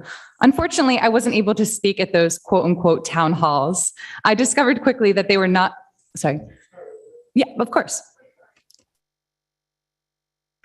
Is my time like, okay. Hi, my name is Jennifer Peasnall. Delaware is my home. I grew up in Long Neck and received a degree in the environmental field at the University of Delaware. After doing much research and hearing misinformation being spread from a certain side on the subject, I am even more invested in supporting ACC2. Unfortunately, I wasn't able to speak at those quote unquote town halls. I quickly discovered that they were only there to spread misinformation. I think that it's important to note this because it means that many Delawareans have been lied to about what ACC is and what it entails. I know the reason for passing ACC2 is to help increase air quality, which it will. Less gas-powered vehicles means less noxious fumes in our air. However, I want to emphasize a different point. The primary reason why I, a young Delawarean, am advocating for ACC2, human-caused climate change. I really apologize to interrupt, but you need to go back to less gas-powered vehicles means less noxious fumes. Okay. So less gas-powered vehicles means less noxious fumes in our air. However, I want to emphasize a different point. The primary reason why I, a young Delawarean, am advocating for ACC. Ms. Peasnell, I'm sorry. Can I have you please slow down? We'll add a little bit more time since you've been interrupted a couple times, but we do need you to slow down some. Okay. Thank you. Human-caused climate change. The IPCC report released in the beginning of 2023 summarized 5 years of climate research done by professional accredited climatologists. It found that we are on track to be at or above a 2.7 degree Fahrenheit increase globally by 2030. Many scientists say that a temperature increase of this kind is the point of no return. Most agree that if we reach this temperature increase, we will see extreme irreversible damage, not just to our ecosystems, but to the lives of human beings. 2030 is only 7 years away. DNREC, NASA, the American Geological Institute websites all show the same map, what sea level rise will look like for Delaware by 2100. It's terrifying. On the low end, we can expect a sea level rise of about 1.5 feet. On the high end, 5 feet. This means Long Neck, the place where I grew up, will be gone. Most of Lewis will be gone. Bethany will be gone. Rehoboth and Dewey will be gone. That's 77 years away. And that's just sea level rise. That's not even talking about the mass droughts, increased storm surges, and the devastating wildfires, famines, diseases that will occur and are already starting to occur due to the climate crisis. We need ACC2. This is an integral part of a solution for poor air quality, but also for a crisis that will change Delaware as we know it. ACC2 is beneficial to our health, our well-being, and especially our economy. It will allow Delaware to be above the curve. EVs are coming. They are the way of the future. People want them and manufacturers want to make them. However, Delaware is inadequately prepared for a future with EVs. ACC2 will help provide funding for Delaware to incorporate vital EV infrastructure. It will help residents like me be able to afford EVs. It will also hopefully make things a lot more equitable across the board. I could talk about the benefits of ACC2 more, but honestly, I just want to leave you with this. Time is running out. ACC2 ensures us that we will be on our way to a future with less fossil fuels burned in Delaware. Honestly, I don't even know if ACC2 is enough to help better the climate crisis, but it is a start. We need. Our current commenter is Stephen Ronk, followed by John Irwin. Hello, my name's Stephen. I'd like to thank you all since you've answered a lot of my questions. I'm sympathetic to the goals of electric car mandate, that of helping the environment. Really what I'm concerned with is its cost and its feasibility. First, not everyone can afford an electric vehicle. I'm aware that the mandate isn't making you buy a new car, but it still impacts the pocketbooks of those that are buying and using gas-powered vehicles. You mentioned that there will be an increasingly stringent standards for gasoline cars and heavier passenger trucks. This almost definitely means higher operating costs for owners. Assuming that the price of electric cars stay the same, the price of used cars will rise also. I'm basing this off of supply and demand. Basically, we're having to pay more regardless of whether we use an electric vehicle or not. I'd also like to ask where that economic impact study was from, as I've seen different data. Even if none of this happens, if the mandate doesn't make other vehicles more expensive, there's the questions of infrastructure. How are electric vehicles going to be charged? We definitely don't have the infrastructure for that now. And to be frank, I'm a little pessimistic that we will in a few years span, especially if the public sector handles it. Say gas stations have electric charging stations by then. What about streets, apartments, low income areas? How will that be paid for? Can we expect the average middle-class person to be able to purchase both an electric vehicle and a charging station? I support the idea of reducing carbon emissions, but what we're left with is something messy and unrealistic. I hope I'm wrong. Thank you. Our current commenter is John Irwin, followed by Charlie Garlow. Can you hear me? Yes. My name's John Irwin. I live in Newcastle County. Following countries have already made commitments to transition to clean cars because of their concern about climate change and the desire for clean air. Norway by 2025. Germany, UK, Denmark, Netherlands, Belgium, Greece, Iceland, Sweden by 2030. EU, Canada, Chile, China, Japan by 2035. This is happening. As a result of this global movement, just about every single auto manufacturer in the world has set similar targets. GM by 2035, all electric. There'll be cars sold at all price points. Volkswagen's just released some announcement of low price cars. There'll be cars at all price points. This is happening worldwide now. Around us, New Jersey, Maryland, Virginia, New York, Massachusetts have already moved to adopt ACC2. In adopting ACC2, Delaware will not determine whether the transition to EVs will happen. It's underway already. I want to be able to buy an EV here in Delaware. I want to test drive, compare models, compare prices across dealerships. That's not an option because we're not an ACC2 state yet. Adopting ACC2 will help us make a gradual transition and be prepared for this big change. It is a big change, but let's make it work for us. We need to give dealerships the time to get up to speed so they can provide good service to customers and for us to build up the infrastructure that we need to support it. The sooner EVs are being made available in Delaware, the smoother that will happen. People concerned about any issues with EVs can wait and see how things develop. There will be 12 years to buy new gas cars for those who want them, and used cars, which most people buy, will continue to be available indefinitely. You can keep driving your gas car if you like. That's a lot of time to get comfortable before buying an EV. You could easily go 20 years more driving gas cars. Let the rest of us who want these cars have a chance to benefit from them. This program, if adopted now, doesn't start for several more years. We can't afford to wait longer. We need to get started. Please adopt the Advanced Clean Cars 2 program. Thank you. Our current commenter is Charlie Garlow, followed by Coralla Pride.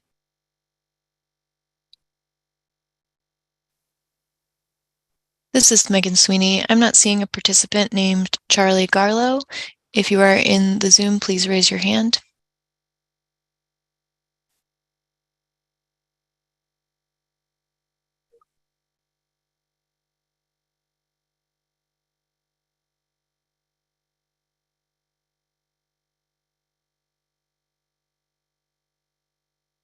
I'm not seeing any hands raised. We'll need to move on to the next commenter. Our current commenter is Coralie Pride, followed by David Anderson.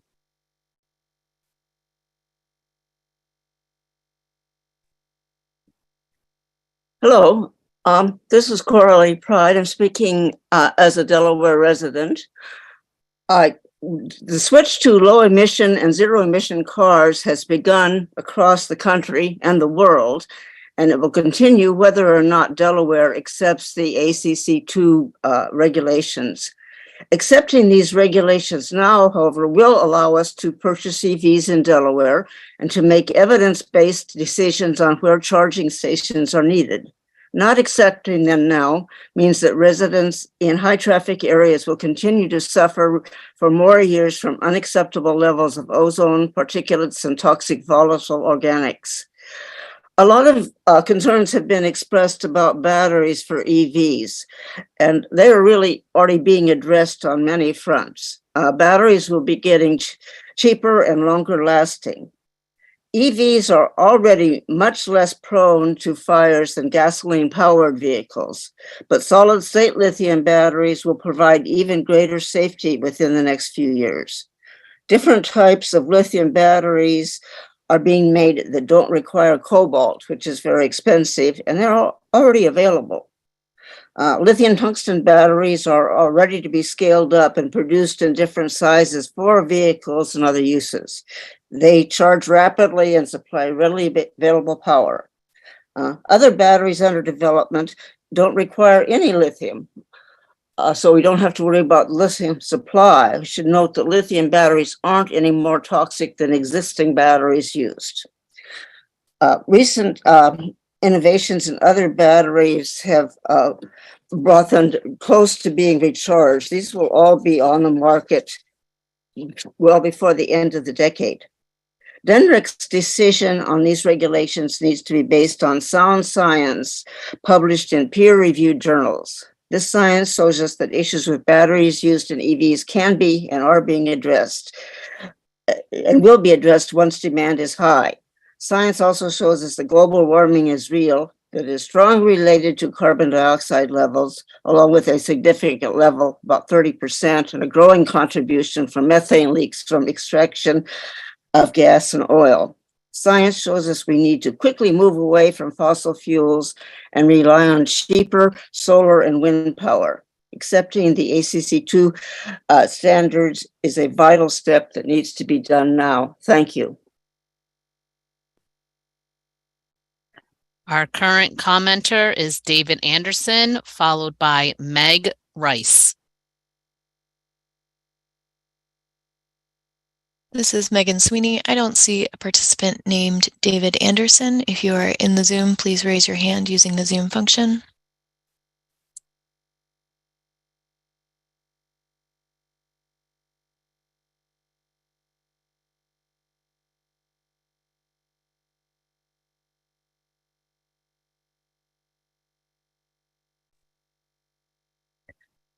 I'm not seeing any hands raised. We'll need to move on to the next commenter. Our current commenter is Meg Rice, followed by Frank Burns.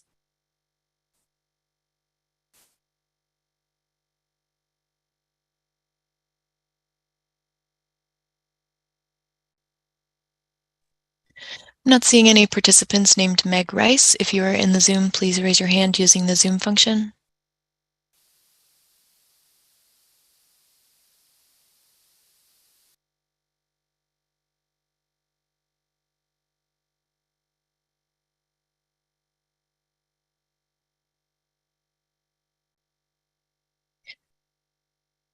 I'm not seeing any hands raised. We'll need to move on to the next commenter.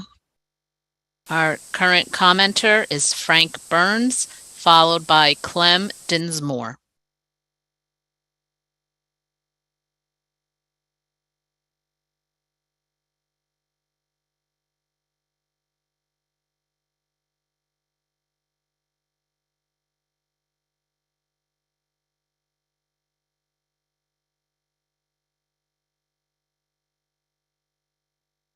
It looks like the viewing location has dropped. The next commenter was supposed to be commenting in person. Oh. We will circle back around to them if you want to move on to the next person, and we will. Oh. Are we back on? We're back on. Thank you. Good evening. I want to first thank you for the opportunity to speak here in favor of these important amendments. I am a member of several organizations with an interest in seeing these changes adopted, but tonight I'm here to speak as an individual for myself, my family, and my community. My name is Frank Burns. I'm a scientist, but more importantly for what I'm going to say here tonight, I'm a father and a resident of Roseville Park community, one of many communities that line the Kirkwood Highway Capitol Trail route that goes between Newark, Delaware, and Wilmington. It's a high traffic road. My neighbor's proximity to this highly traveled roadway puts our residents at high risk for auto exhaust induced asthma, and also to have further exacerbations and attacks for those who are already suffering from this disease. The benefits of zero emission vehicle adoption are immediate. They start even while the vast majority of cars still on the road are internal combustion vehicles. Although a lot of people get triggered by California, People in California get sick and die from the same things that we do here in Delaware. A peer-reviewed paper published this month by Dr. Eric Garcia and her co-authors, entitled California's Early Transition to Electric Vehicles, Observed Health and Air Quality Co-Benefits, shows that zip code by zip code, even while electric vehicles are still a very small part of the vehicle fleet, that zip codes that have higher percentage of electric vehicles have lower asthma admission rates at the emergency department. I attended 3 of the 5 town hall meetings that were put on by those opposed to this. I will only say that I can understand why some people, having seen what I construed to be misinformation or lies, would be upset. But the majority, although a minority of legislators are now expressing regret that they gave the secretary authority to do this, they did. It is the secretary's responsibility, and he has to act to protect the health, well-being, and safety of the citizens of Delaware and put these regulations into effect. Thank you. Our next commenter is Clem Dinsmore, followed by Emily Roden. Sir, Secretary Garvin and DNREC staff. I'm Clem Dinsmore, a member of the Delaware Sierra Club and a Wilmington resident. Thank you for the opportunity to express my support for the Secretary's adoption of the Advanced Clean Car 2 program. First, some say that Delaware is not California, and therefore adoption of the program is not relevant to Delaware. This program has been adopted by numerous other states and should not be categorized as relevant only in California. I see Delaware as a multi-regional downwind air pollutant sink. There's an urgency to follow the example of so many other states in adopting the ACC2. The air quality of Delaware is materially degraded by carbon and other pollution in upwind regions of the country, notably the Midwest and Western Mid-Atlantic region. Being on the receiving end of other states' air pollutants, Delaware has the need to take compensatory actions to mitigate the harm to its residents. This need requires Delaware to be aggressive, like our fellow Mid-Atlantic states, in mitigating carbon and other pollution that adversely affects the health of its residents. Second, some say that ACC2 would prevent Delaware residents from continuing to use their fossil-fueled vehicles and prohibit their purchase of fossil-fueled vehicles in the future. Nothing in the program mandates such outcomes. During the program's term, many hundreds of millions of fossil-fueled vehicles will be purchased within the United States. The useful lives of vehicles have increased in light of technological and manufacturing improvements. Many new fossil-fueled vehicles sold this year and every year until 2035 will remain in use for quite some time. A robust market in used fossil-fueled vehicles likely will continue well after 2035. Under the program, there will be no prohibition against the continuing use of such vehicles. Thank you.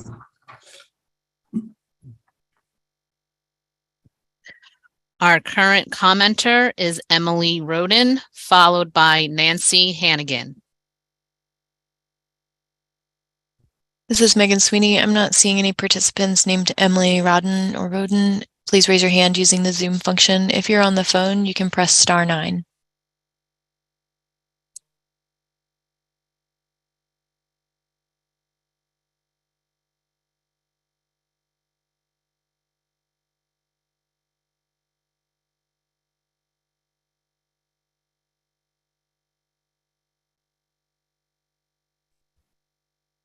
I'm not seeing any hands raised. We'll need to move on to the next commenter. Our current commenter is Nancy Hannigan, followed by Phil McGuire.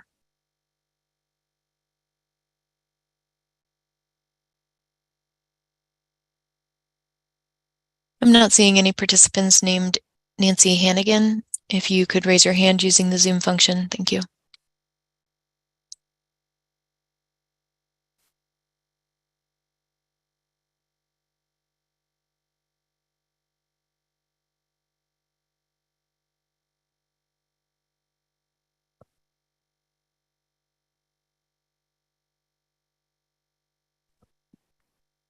I'm not seeing any hands raised. We'll need to move on to the next commenter. The current commenter is Phil McGuire, followed by Sarah Haas.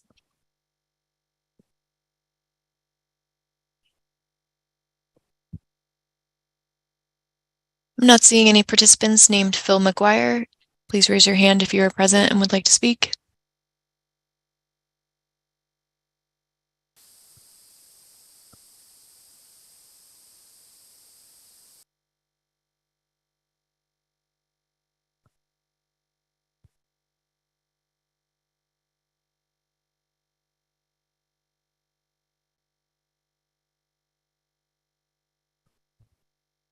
I'm not seeing anyone raise their hand. We'll need to move on to the next commenter. Current commenter is Sarah Hawes, followed by George Roche.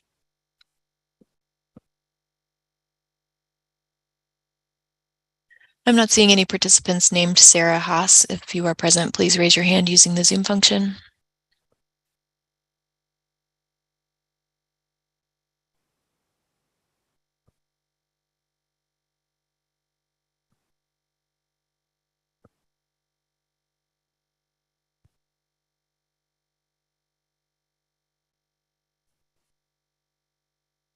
I'm not seeing any hands raised. We'll need to move on to the next commenter. The current commenter is George Roche, followed by Michelle Williams.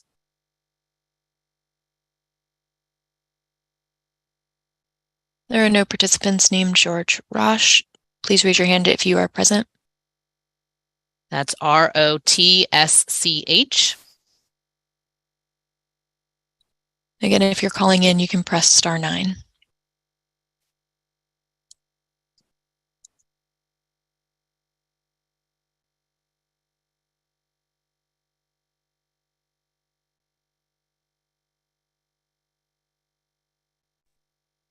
Not seeing any hands raised, we'll need to move on to the next commenter. Our current commenter is Michelle Williams, followed by Becky Lund.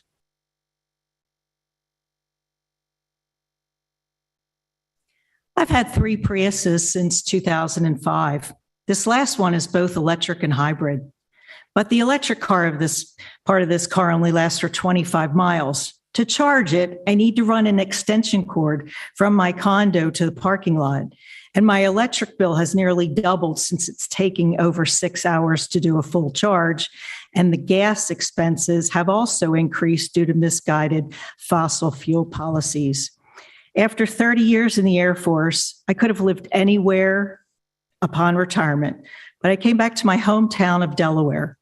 Note, I say Delaware, not California. I've lived in beautiful sunny California for nearly 10 years, but woke up to their damaging policies and couldn't get away fast enough. Our state legislator has delegated their authority to regulate specific vehicle mandates to DNREC, thus turning the judgment over to a small handful of unelected employees. The words democracy and freedom are often tossed around as buzzwords, but I take them seriously. This mandate is not democracy nor freedom for we the people. This is a perfect example of government overreach at its finest. It is unconstitutional for the legislator to delegate the authority of lawmaking that is vested in the legislature. Article 2, Section 1 of the Delaware Constitution states that the legislative power of the state shall be vested in a General Assembly, which shall consist of a Senate and a House of Representatives. We, the people, elect our legislators. We don't elect administrative agency officials. And as an administrative agency, DNREC's mission from its own website includes these words: engage, protect, improve, lead, and educate. Nowhere is there the authority to mandate. Additionally, it's not good governance when you have one hearing for the entire state with limited time available and make it very difficult for people to navigate the various websites they need to utilize to register, to utilize my First Amendment rights that we, the people, can participate in this process. There is a lack of open government and transparency, and it makes me question the integrity of this entire EV mandate issue. Lastly, our elected officials in office right now won't be the same people that will eventually have to deal with the policies of today. So what will we be leaving our kids and our grandkids to deal with? Personally, I think the green initiatives are overhyped as an owner of an electric car in the United States. So I just suggest if there is an issue with living in another state, perhaps maybe relocation should be utilized. Thank you. Thank you. Sorry about that, Mrs. Shutters. Before we move on to the next speaker, I do want to take another 5-minute break. But before we do so, those who have pre-registered tonight, if you could please change your name to your first and last name, if it's not already on there. This will help Megan Sweeney navigate and be able to pull you if you have pre-registered. You can do so by hovering over your name and I believe going to the more option and clicking on rename, and it'll be an option to put your first and last name in that field. With that being said, it is now 7:56. We will 7:57. So we will resume at 8:03 p.m.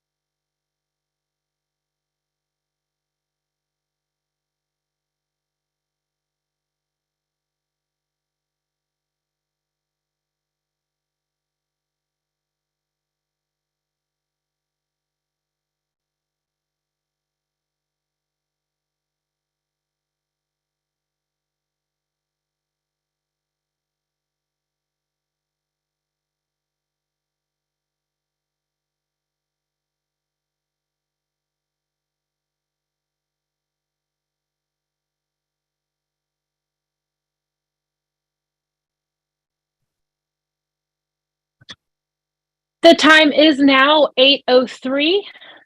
We will now resume the hearing.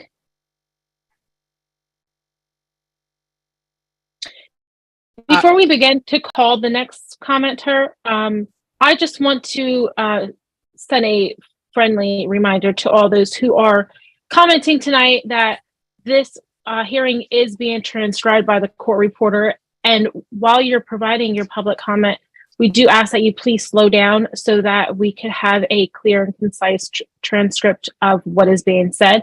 At those times that you may be speaking too fast, myself or the court reporter may interrupt you to ask you to slow down, and please do so. With that being said, Jennifer Childers, may you please call the next person? Our current commenter is Becky Lund, followed by Mary Douglas.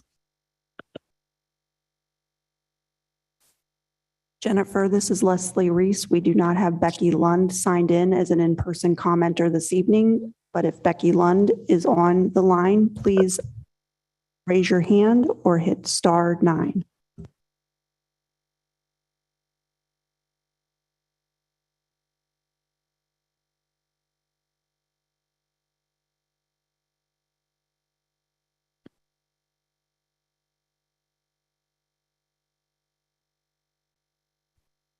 I'm not seeing any hands raised, so we'll need to move on to the next commenter. Our current commenter is Mary Douglas, followed by Joseph Sheridan Jr.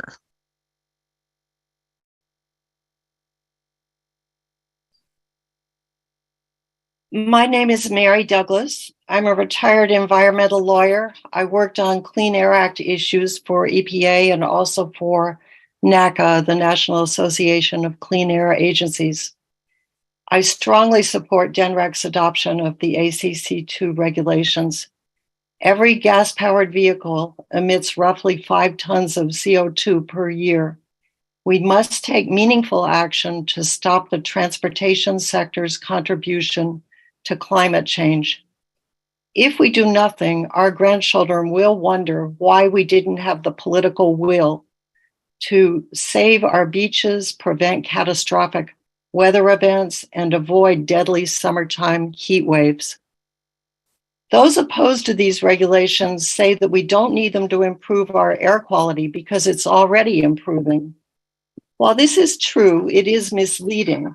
The fact is that Delaware's 10 monitors don't tell the whole story.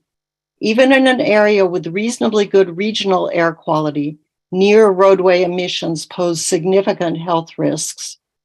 Emissions from gas vehicles harm our health in 2 ways. Near roadway emissions increase a variety of lung and heart risks for residents who live or work or go to school within about 600 feet of a heavily trafficked roadway. A recent study even concluded that those who lived or worked close to heavily trafficked roadways face a higher risk of dementia.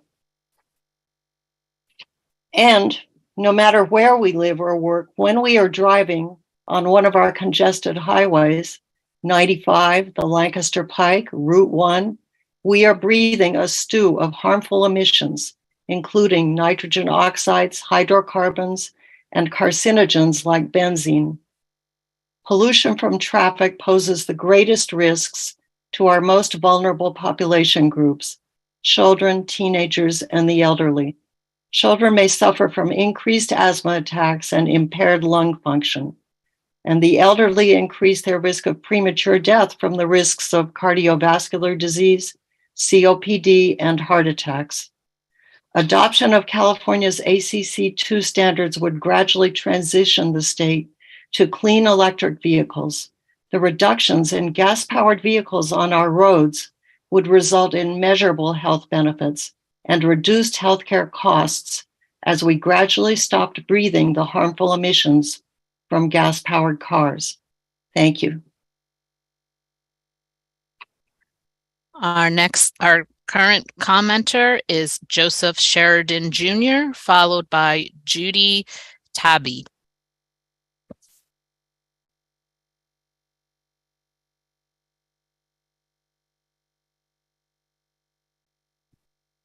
This is Megan Sweeney. I'm not seeing any participants named Joseph Sheridan. If you are present in the Zoom, please raise your hand using the Zoom function or by pressing *9 on your phone.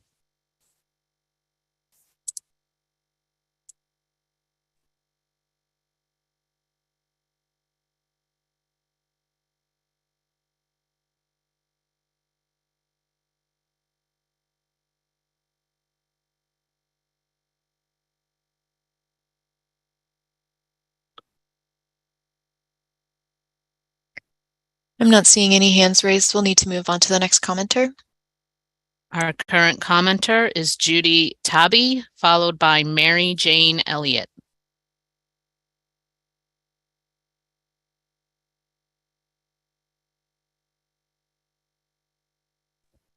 I'm not seeing any participants named Judy Taibi, Taibi.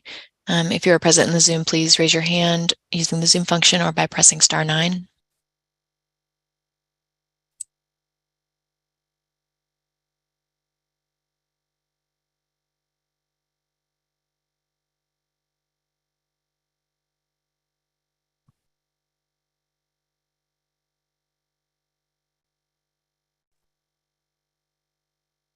I'm not seeing any hands raised. We'll need to move on to the next participant.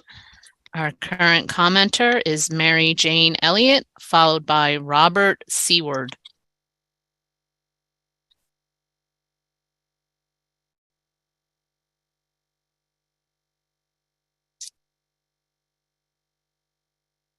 My name is Mary Jane Elliott from Wilmington, Delaware, and I want to strongly endorse Delaware's adoption of the Advanced Clean Cars 2 standards. Because Delaware is being impacted by sea level rise so dramatically, we citizens need to do everything we can to address climate change. And buying an electric vehicle is a great way to make a difference in the fight against sea level rise. EVs have also been shown to make a positive effect to reduce air pollution in communities with high percentages of asthma. I think that was just stated. I'm sorry to repeat it. I recently attended one of the town hall meetings hosted by the Caesar Rodney Institute and found that a lot of the information presented was really incorrect, and it gave the impression that EVs were costly and dangerous, and that the Advanced Clean Cars 2 program was really not presented accurately. This group, I know, is funded partially by places like the Heritage Foundation and the Koch brothers, and their methodology and positions really were kind of suspect. I think there's a financial and political motivation to discourage Delaware from transitioning into more electric vehicles. And the Republican legislators who were encouraging attendees to write to DNREC and protest the ACC2, I just think citizens need to know that they might be getting misinformation or incorrect information on EV cars. And so those who contact you and protest against the program, I feel really have been misled. It sort of reminded me of the Tea Partiers back in 2010 who talked about death panels and other information and misinformation, and just kind of got people riled up with that, which I think is really unfortunate. Delawareans who want to own an EV really need the state to join the ACC2 program, because now it's very difficult to purchase an EV in Delaware. And if we join the program, then more car manufacturers will be providing more options.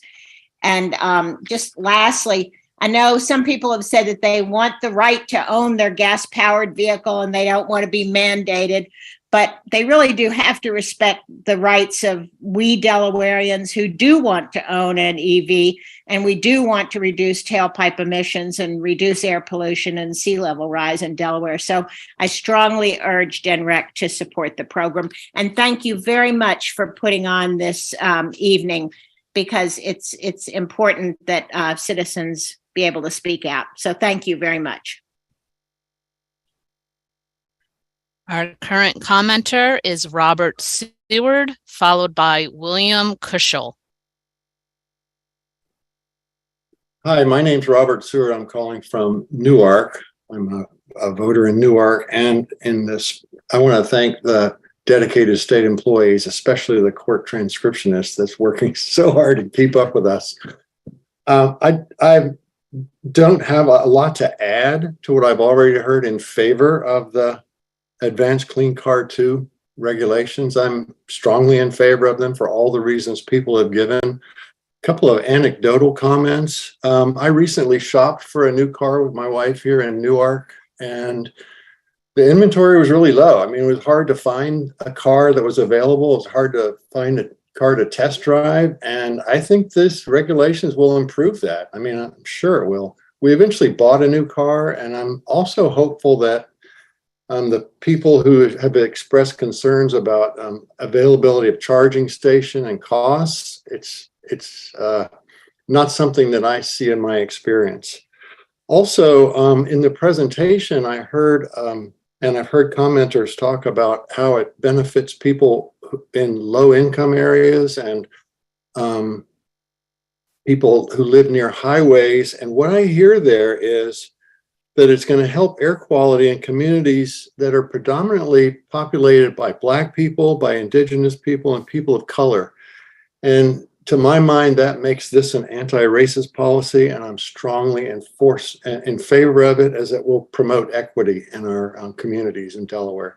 Thanks for your time. Our current commenter is William Cushel, followed by Michelle Forsley. Hello, how is everybody doing tonight?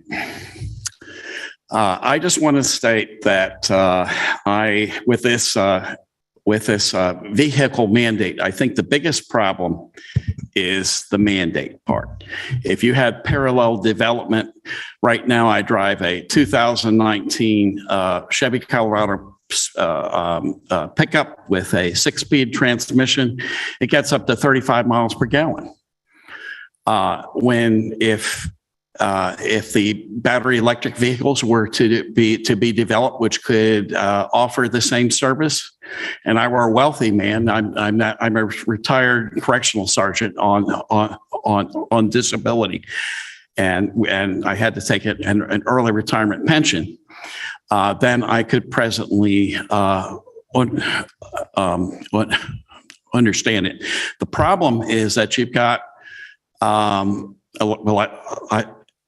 is that you're not accounting for Toyota's hydrogen-powered internal combustion engine. That will have a tank. It will never decrease the range like batteries do over the lifetime of the vehicle.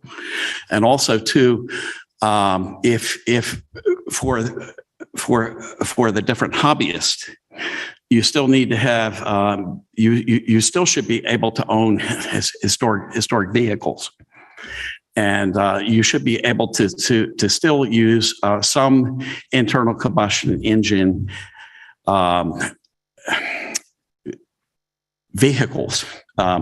The problem now, and I can understand Newcastle County, maybe they should do what they presently do.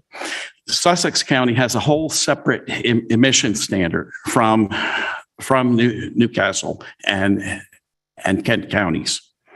It would be beneficial to the people in those areas. And while we need the time to let the technology develop in a parallel format. And just so you know, I mean, I own over 3 acres of land, and I've got forests, I've got other grass on it. I let other things grow. My carbon footprint, because of that, is practically nil. You will still have to remember that carbon dioxide is a benign gas, and of course, it is used by plants. And you also have to remember that studies are very good observations. They're still not experiments.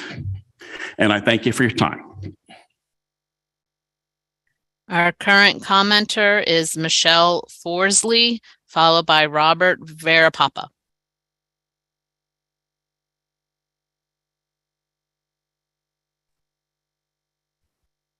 There are two participants listed as Michelle without last names. If one of you is Michelle Forsley, please raise your hand.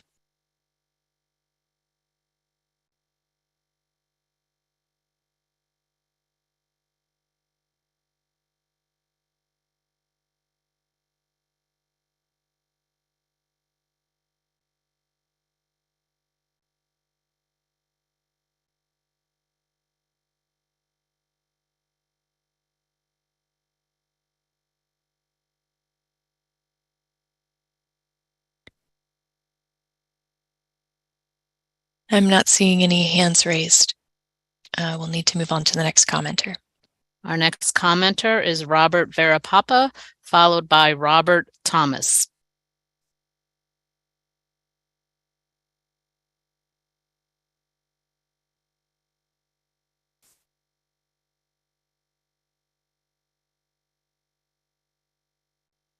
I'm not seeing a participant named Verapapa. Robert Verapapa, if you are present, please raise your hand using the Zoom function or by pressing *9.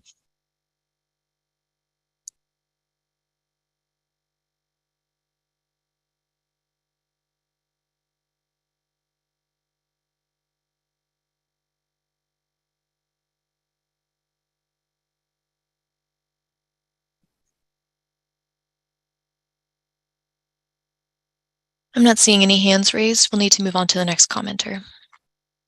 Our current commenter is Robert Thomas, followed by Donald Kaczynski, Sr.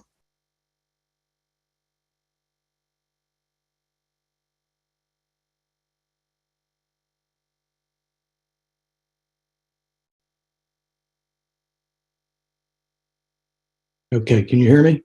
Yes. Okay. A lot of my points are going to be the same, not the same as others, so I'm not going to repeat them, but I would like to go back to the comment made by one other person about the Constitution of the state of Delaware. Article 2, Section 1, the legislative power of the state shall be vested in the General Assembly, which shall consist of the state and House of Representatives. At no point in time do I believe as a citizen that a mandate from an agency that is not voted by the people should be put forth into this state. What it does, in my opinion, is it creates a taxation that we have not been able to vote on or pass.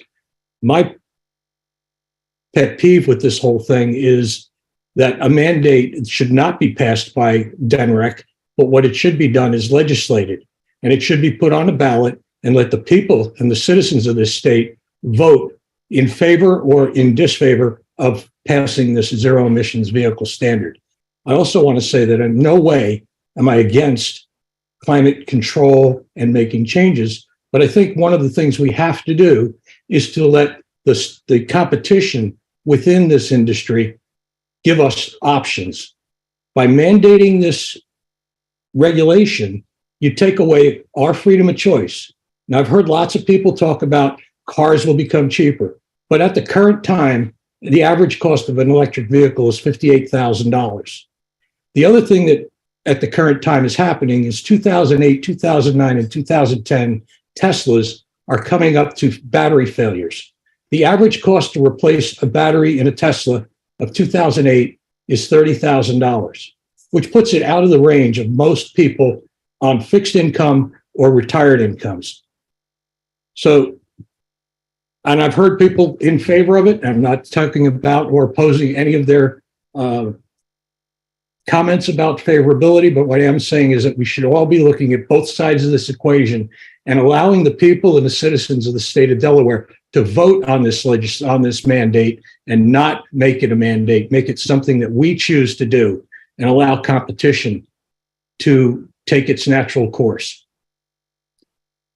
The other thing that people said is that the Cesar Rodney Institute was, my word, a biased survey, but that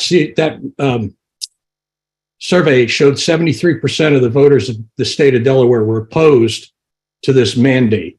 And I think it should be considered by the legislation and put to a vote in November for the people of the state of Delaware. And at that point in time, I've said everything else that I've said things that others haven't. Our current commenter is Donald Kaczynski Sr., followed by Ye Tong Hong.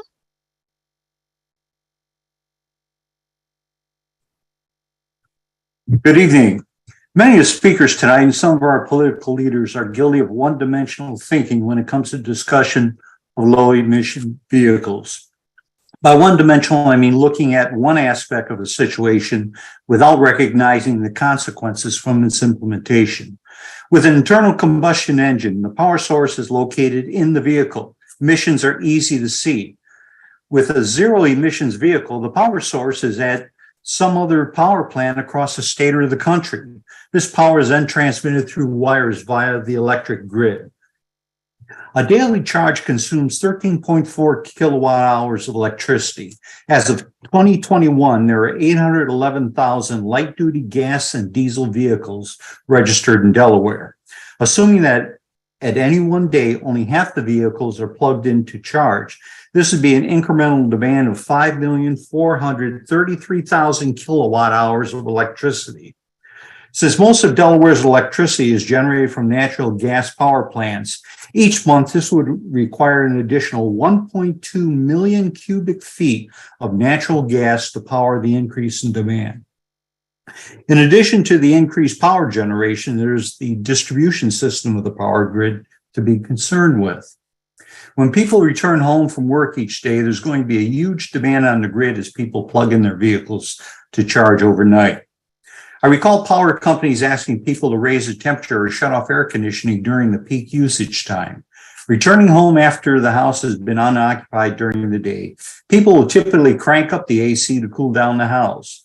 Add this to the heavy demand from vehicle charging, we're going to see a heavy peak demand, which could result in brownouts or worse.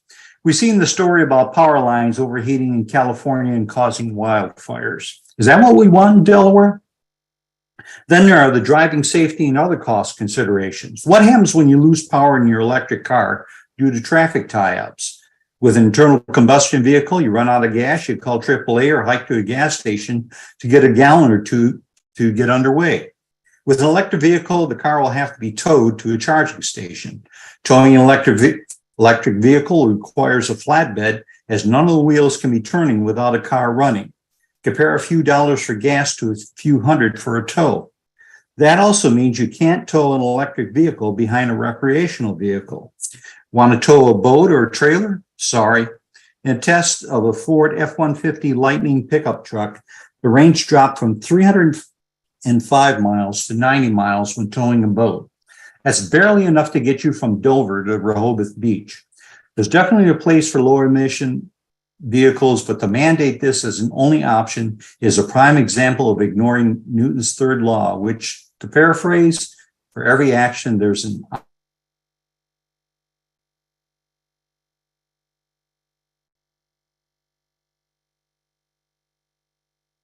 Our current commenter is Ya Tang Hong, followed by Patricia Siegler.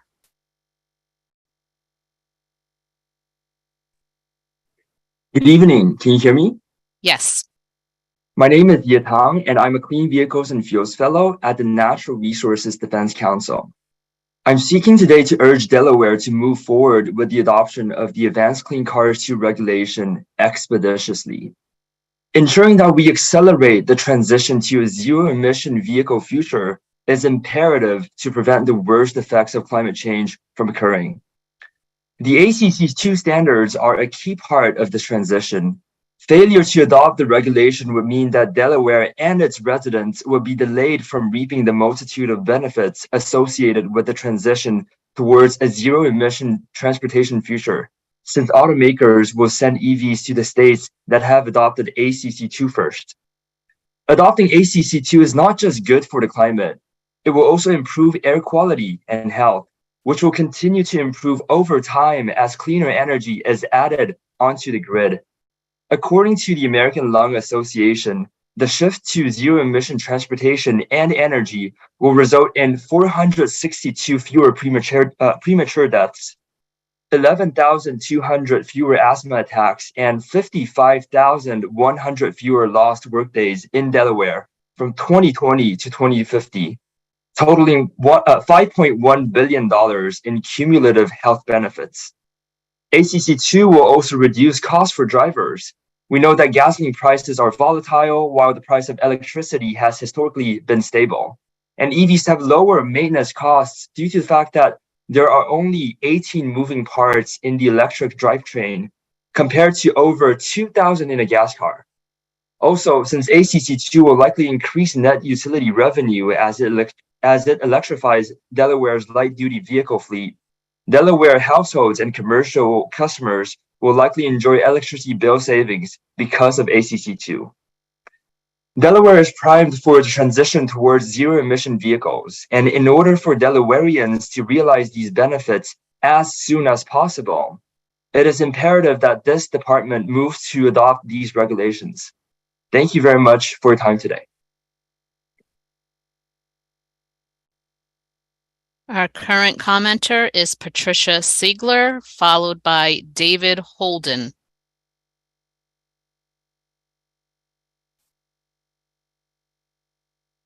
This is Janella Sapp. I do not see Patricia Siegler. If you are available, please use the raise hand function. And if you are calling on the phone, please use *9.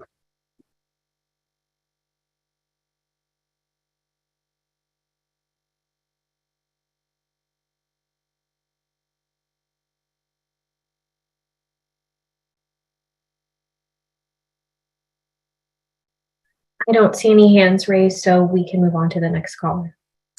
Our current commenter is David Holden, followed by Kayana Poindexter.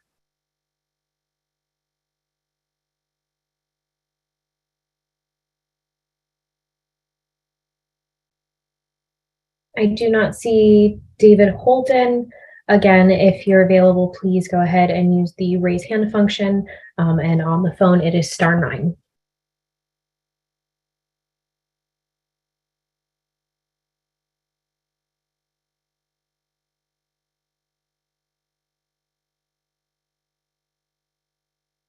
I don't see any hands raised, so we can move on to the next one. Our current commenter is Kayana Poindexter, followed by Sue Vatnick.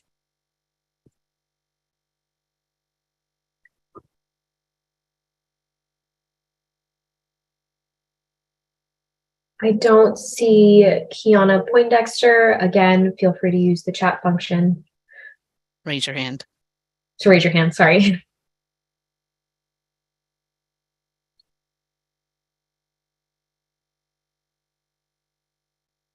We can move on to the next commenter. Our current commenter is Sue Vatnick, followed by Jeffrey Terrell.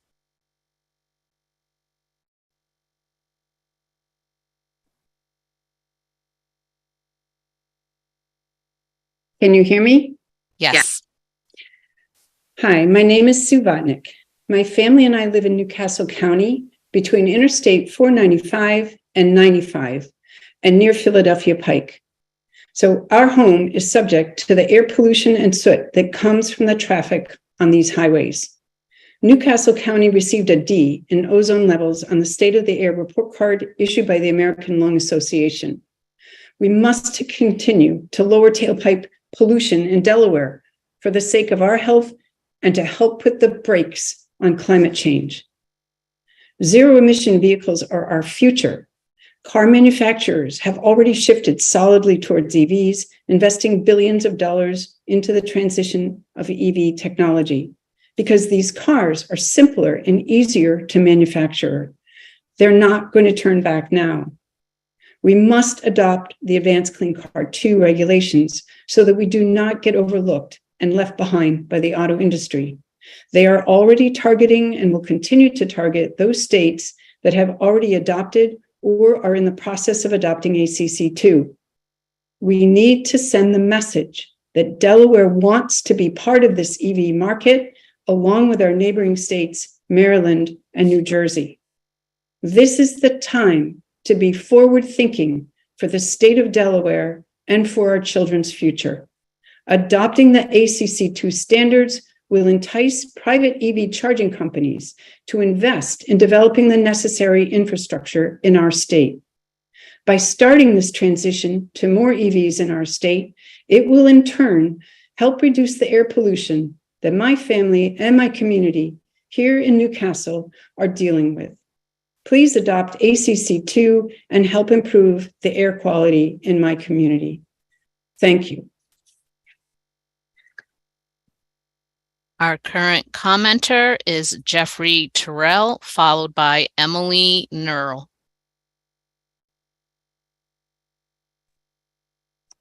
Good evening. I'm Jeff from Kent County, and I strongly urge DNREC to follow the leadership of Ronald Reagan in his home state of California, who looked at new science and then achieved the phased regulatory elimination of two poisons by his EPA: lead in gasoline and asbestos in buildings. I strongly support the Clean Car Initiative in lieu of the fact that Fort Lauderdale got 20 inches of rain in a single night last week. The entire city was flooded, and the lines at gas stations were hours long because the roads were flooded and tankers could not pass. The electricity, I will note, was uninterrupted. If we want any chance at all at attracting young people and young companies to come to Delaware or to stay in Delaware, we must do this. If you want to drive an internal combustion engine, you can. If you want to accommodate your special needs case, like owning a big horse trailer or boat or running a commercial truck that does certain things that you require that from your vehicle, you'll still be able to do that. All this bumper sticker rage is coming from a deceitful propaganda operation that profits when you're riled up. No one's coming for your car. Gasoline cars cause many more dangerous fires than battery electric vehicles. Lithium-ion cars are cleaner than gas cars when made, operated, and junked. Carbon dioxide is a helpful gas until it gets to the gargantuan quantities which chemically react in a way that destroys the protective mediating layers of our atmosphere. Automakers are now installing multiple modular batteries instead of one large, more expensive single battery. The price of zero-emission cars are no different than gasoline cars. Actually, look. Thank you to the governor and to DNREC for their leadership on this issue. The only thing we have to fear is fear itself. Our current commenter is Emily Nerl, K-N-E-A-R-L, followed by Anita Manning. Good evening. Thank you for the opportunity to testify today. My name is Emily Nerl, and I'm representing the Nature Conservancy in Delaware. The Nature Conservancy supports the proposed regulations as written and urges its adoption. Delaware and the world are facing a global climate catastrophe fueled by greenhouse gases. We no longer have the luxury of waiting to take new action. The first state is already seeing more and more climate-related sunny flood days, high tides, intense rainstorms, and communities being cut off due to high water following precipitation events. The city of Lewis tidal gauge has already recorded 1 foot of sea level rise since 1990, 1 foot. And the state currently projects sea levels to rise up to 23 inches by 2050 and up to 5 feet by 2100. And green gases are not just a problem because they are causing climate change. They also get washed into our waterways, harming water quality, fish, and other aquatic wildlife. They cause multiple health problems in humans, as been discussed tonight, particularly to those individuals who live in our most overburdened communities. They also cause health problems to land-based wildlife as well. And it also damages crops and contaminates soils.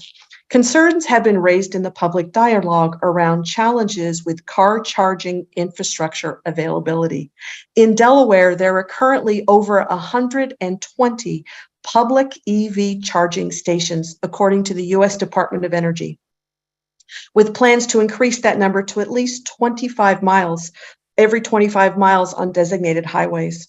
This represents a significant increase from 2011. 12 years ago, there were 2 charging stations in Delaware.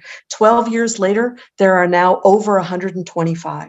I mentioned that number because if we can go from 2 stations to 120 in 12 years, think about how many stations we will have in 12 years in 2035 when the 100% electric vehicle sale requirement kicks in.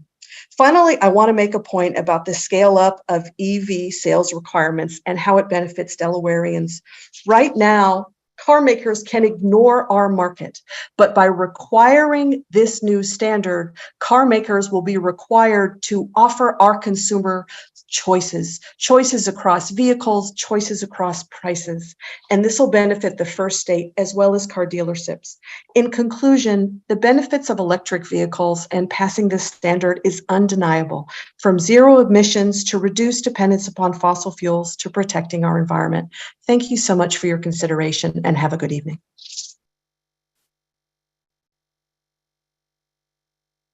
Our current commenter is Anita Manning, followed by Charito Calavacci Maticao.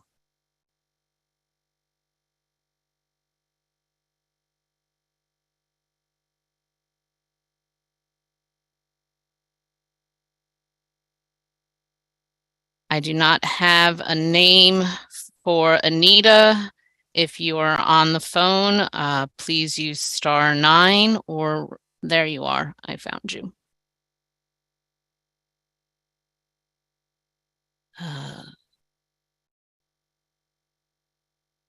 There we go. Can you hear me now? Yes, Anita, you're on. I'm sorry, I was on mute. I live in North Wilmington, and I'm here because I want to speak in favor of adopting the Advanced Clean Cars 2 program for Delaware. I was going to talk about pollution and its harmful effects on health for our lungs and our hearts and for pregnancy and early death, but many of the points that I was going to make have already been made better by previous speakers. I just want to say that if we can adopt this policy and reduce the amount of smog and soot coming from cars, it will quickly clear our air. I mean, this has been shown to happen very quickly. A recent study by the University of Southern California found that for every 20 electric vehicles per 1,000 people in that state, there was a 3.2% drop in asthma-related emergency room visits. Research in Norway, where EV adoption has been greatest, has found dramatic reductions in air pollution, not only in that country, but even beyond its borders. So I just want to urge adoption of this policy. We need to take action now. Thank you so much.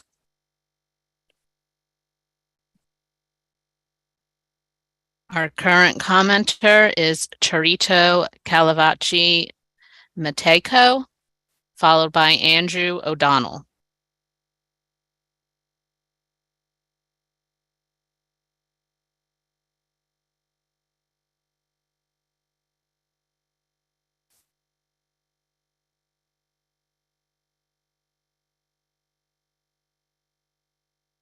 I do not see a Charito on the list. Oh, there is a hand raised. Oh, that's Andrew.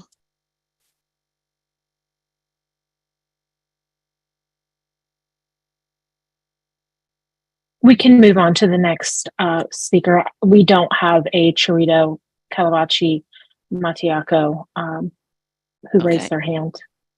Our current commenter is Andrew O'Donnell, followed by James Reed. Andrew O'Donnell. I am here to testify in favor of adopting the Advanced Clean Cars 2 program for Delaware. In the interest of time, I will submit my detailed comments supporting the opening presentation in writing, but I just want to address some of the false information being spread by people who are using unreliable sources. As an actual EV driver for the past 5 years, I can attest that my 2018 Nissan Leaf total purchase was about $18,000. My operating costs are about $20 per month, and my only maintenance is wipers and tires. So my total cost of ownership is actually much less than my old Prius. EV ownership has been so great that my wife just traded in her old gas car, out of state I might add, for her first EV too, so we are now an EV-only family. A growing number of similarly priced EVs like the Chevy Bolt are available today. EVs also pollute less by using energy more efficiently than gas cars, can charge off-peak to provide grid services, and use increasingly cheap and renewable power sources. The majority of EV batteries are still on the road, will continue to serve as stationary storage after they outlive their vehicles with over 200,000 miles, and then are recycled at companies like Redwood Materials. EV batteries don't just go to the dump after a few years, and total life cycle pollution, including mining, is far less than total pollution from gas cars. Thank you for providing several options to be heard, and I hope Delaware moves to adopt this essential program for our future. Our current commenter is James Reed, followed by William Barrett. This is Megan Sweeney. I do not see a commenter named James Reed. If you are in the Zoom, please raise your hand by using the Zoom function or pressing *9.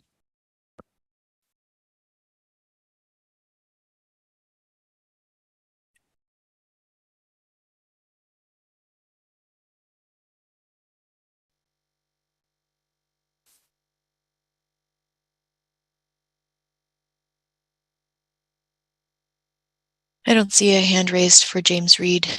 We will need to move on to the next commenter. Our current commenter is William Barrett, followed by Nancy Waller. My name is Will Barrett. I'm the National Senior Director for Clean Air Advocacy with the American Lung Association. It's great to be with you this evening, and I appreciate your patience for a long night. We support Delaware's adoption and implementation of the ACC2 program as a critical step forward to bringing healthier air to all residents. Under federal law, Delaware has the authority to enact more health protective standards to cut pollution and maintain strong clean air progress. The ACC2 program is built on reductions in harmful air pollutants such as smog-forming oxides of nitrogen and fine particles. These emissions contribute to a wide range of negative health consequences. And in fact, the Health Effects Institute recently reconfirmed that traffic pollution contributes to early death and is linked to lung cancer death, asthma onset in children, and other negative health consequences. By cleaning up the combustion vehicle fleet, the ACC2 program will clear the air as the new car sales transition to zero-emission technologies over the next dozen or so years. The policy includes health protections, climate benefits, and consumer protections. Further, the Federal Inflation Reduction Act offers significant incentives for new and used zero-emission vehicle purchases, while the bipartisan infrastructure law supports more fueling for these vehicles. The American Lung Association places a high priority on state adoption of the ACC2 program because it protects lung health, protects the clean air progress enjoyed over decades of the Clean Air Act implementation, and reduces climate pollution that threatens the health of all. We've done our own extensive research on the health benefits of zero-emission technologies. We've engaged in the original California rulemaking and in each rulemaking that has been taken up by the state since. In Delaware, we've estimated over $5 billion in public health benefits cumulatively by 2050 through a transition to zero-emission passenger vehicles, trucks, and cleaner energy. Our study points to hundreds of lives saved, over 10,000 asthma attacks avoided, and over 55,000 lost workdays avoided because the air will be that much cleaner. As documented in our State of the Air 2023 report released just last week, Delaware has made important progress in cleaning the air and must continue to take all opportunities to implement the most health protective measures at home, in addition to taking advantage of the federal investments in infrastructure, consumer rebates, and tax incentives.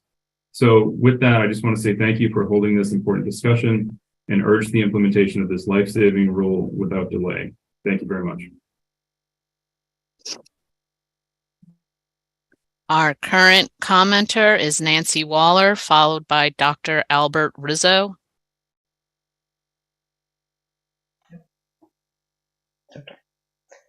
Hi, can you hear me? Yes. Hi, my name is Nancy Waller, and I'm from North Wilmington. I'm absolutely in favor of adopting the Advanced Clean Cars 2 initiative. As a parent myself, and as a friend to parents from all walks of life, I can understand the terror that grips a family in the face of their child experiencing a medical emergency.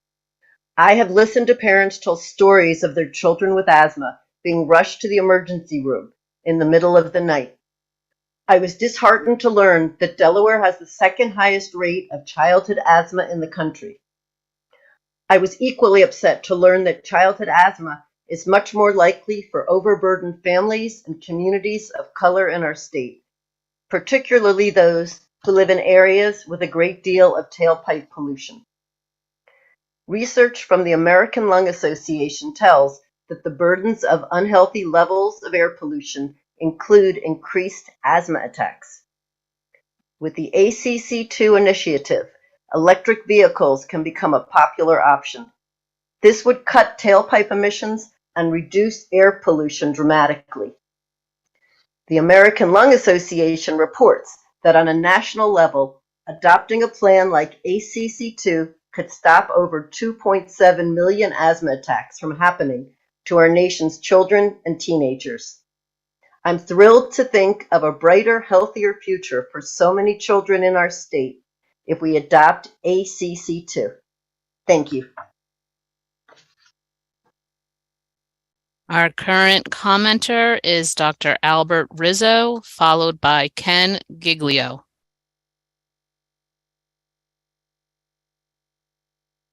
I don't see any participants named Albert Rizzo. If you are present, please raise your hand using the Zoom function or by pressing *9.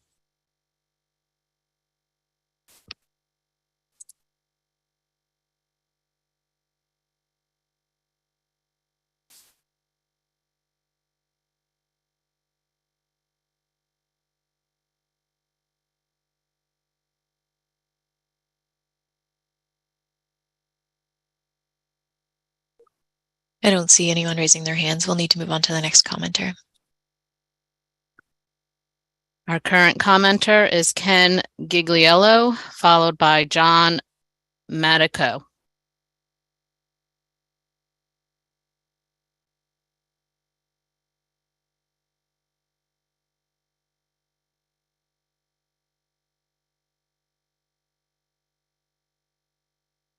Not seeing any participants named Ken Gigliello, Gigliello. If you could raise your hand if you're present.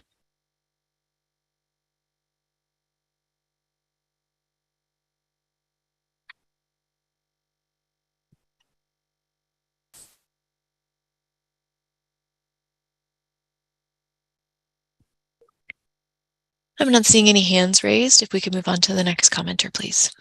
Our current commenter is John Matico, followed by Greg Layton.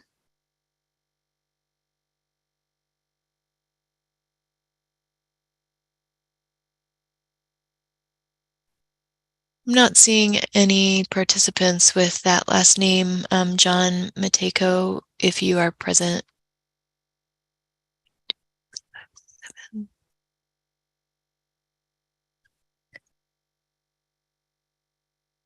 A reminder, if you're on the phone, you can press *9 to raise your hand.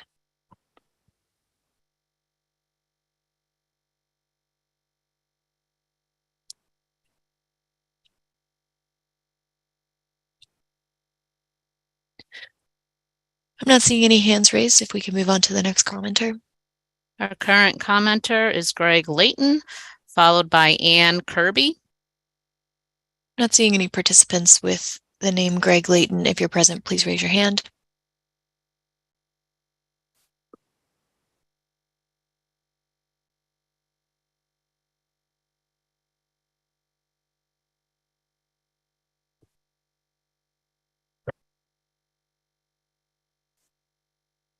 Not seeing any hands raised. If we can move on to the next participant. Our current commenter is Ann Kirby, followed by Beth Chajes.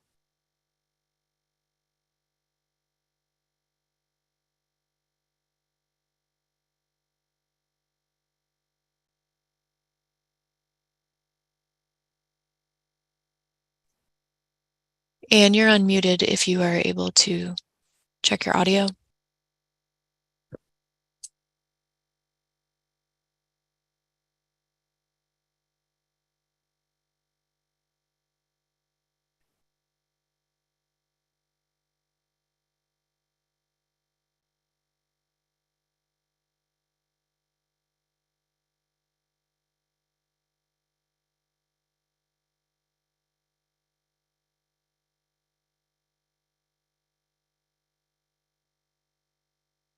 It seems that Anne is having some technical difficulties. If we could move on to the next caller or the next commenter, please.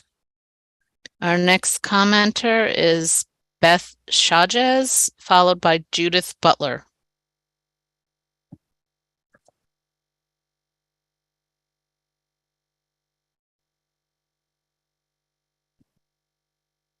Good evening. My name is Beth Chajes. I live in Newark and have been an EV owner for the past 5 years. I'm here to testify in favor of adopting the Advanced Clean Car 2 program in Delaware.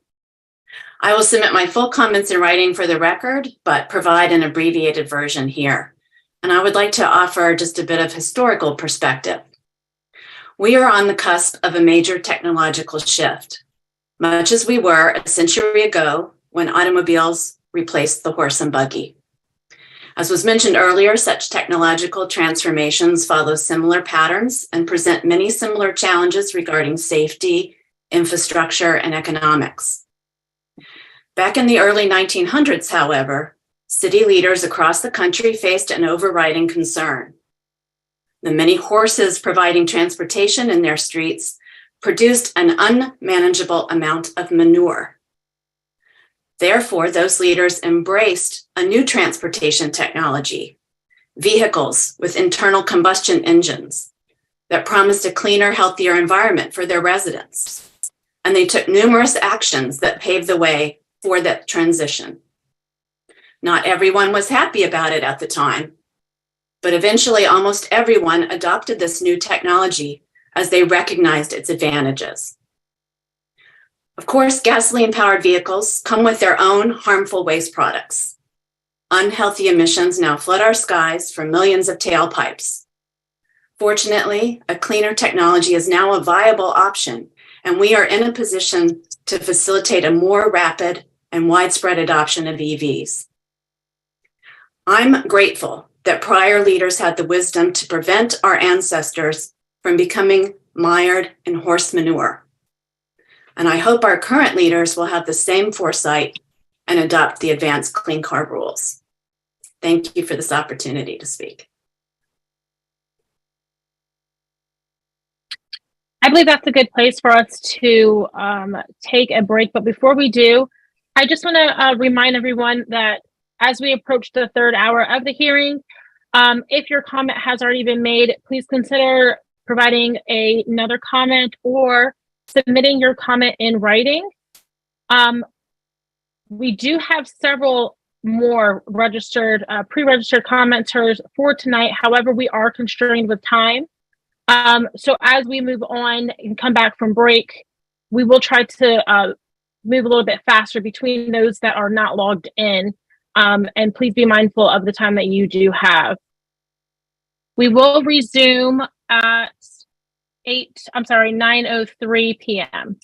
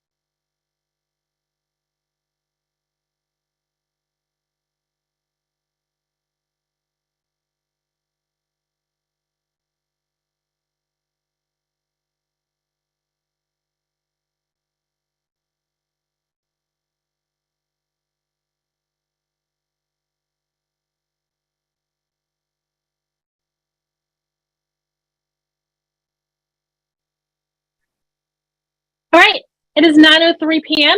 We will resume the hearing, but before we call the next speaker, I just want to mention that if you were called upon and you missed your turn to speak, please submit your comment in writing. Also, as we call upon the people to speak, those of you who are not recognized by Megan or Janella and are prompted to raise your hand, please do so. You can either use the function online, or if you're calling in by phone, pressing *9. We are going to try to get through as many more commenters as we can within the next hour.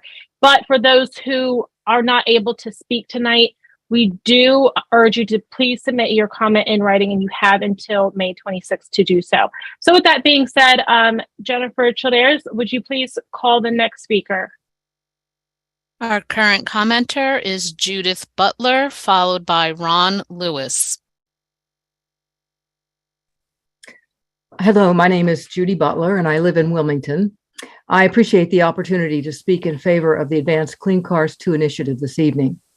I'm the mother of 2 millennials, the grandmother of 3 grandchildren, and the foster grandmother of 3 additional children.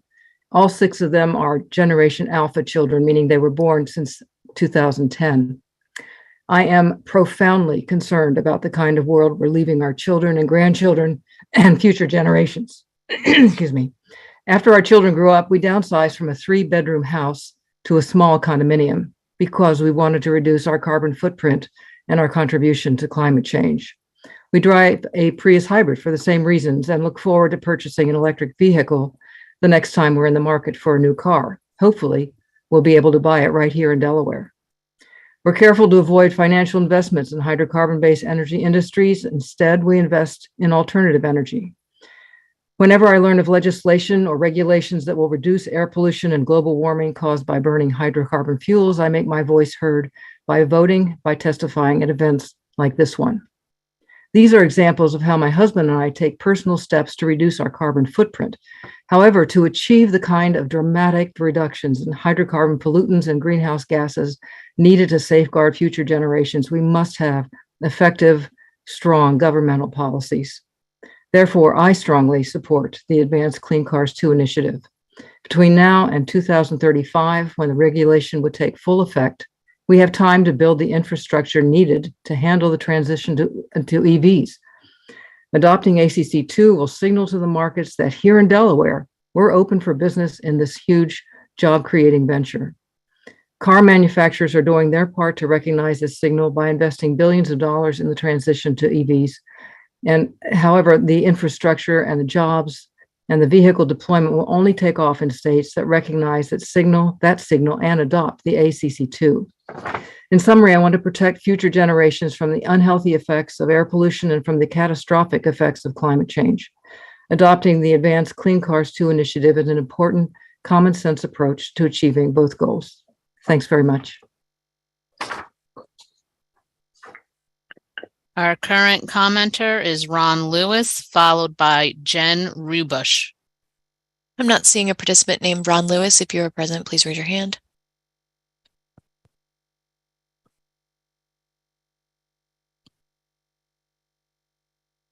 I'm not seeing any hands raised. If we could move on to the next commenter. Our current commenter is Jen Rubush, followed by Jay Bancroft. Hi, thank you for staying so late. I've had a lot of the same points, so I will skip those. I do want to say there is demand for electric vehicles. I know my brother waited about a year to get his. So I would love to see that become more accessible to everybody to be able to test drive and then purchase them when they're ready. I'll be looking in a few years once my current vehicle needs replaced. We also have a family with asthma, and so air quality is important to me. I think it's important also to consider those communities that live along major corridors, 95, 495, Route 1 up here in Newcastle County, as well as Kirkwood Highway and other major roads. I want our state to meet clear air standards. I want clear air for my children and my grandchildren, and not doing what we can do now to work toward that seems irresponsible and impractical. And I'd like to have access to EVs. ACC2 does not force anyone to get rid of their gas car, and used gas cars will continue to be around. I'll submit the rest of my comments in writing. Thank you very much. Our current commenter is Jay Bancroft, followed by Kevin Towie. I'm not seeing any participants named Jay Bancroft. If you could raise your hand, please.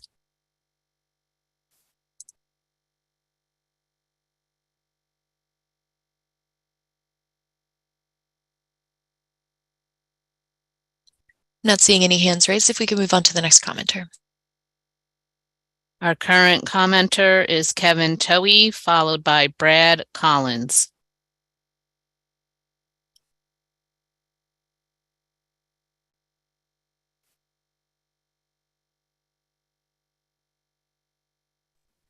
Not seeing any participants named Kevin Towie. If you could raise your hand, please. Again, on the phone, that's *9.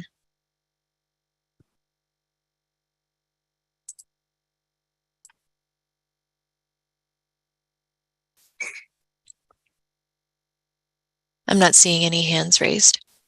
Our current commenter is Brad Collins, followed by Ronald Betts. I'm not seeing any participants named Brad Collins. If you could please raise your hand.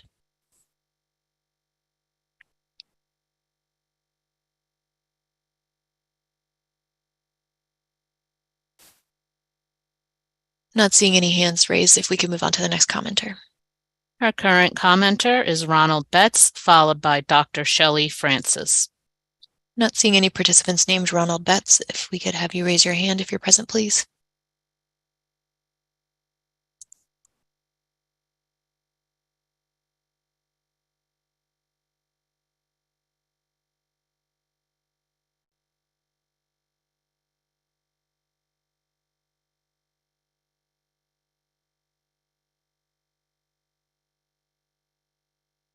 Hello, can you hear me? Hello. I am Rhonda Simpson, and I'm with EV Hybrid Noor. I'm in for Dr. Shelley Francis. We both, she's not on tonight, so I'm speaking on behalf. Okay. Okay, so my name is Rhonda Simpson, and I'm the Monitoring and Evaluation Manager of EV Hybrid Noor. EV Hybrid Noor is the nation's largest network of diverse EV drivers and enthusiasts. We have over 3,500 members across the country and internationally. I am here to amplify the voices of diverse EV drivers and members of the communities who struggle against poor air quality and its harmful effects.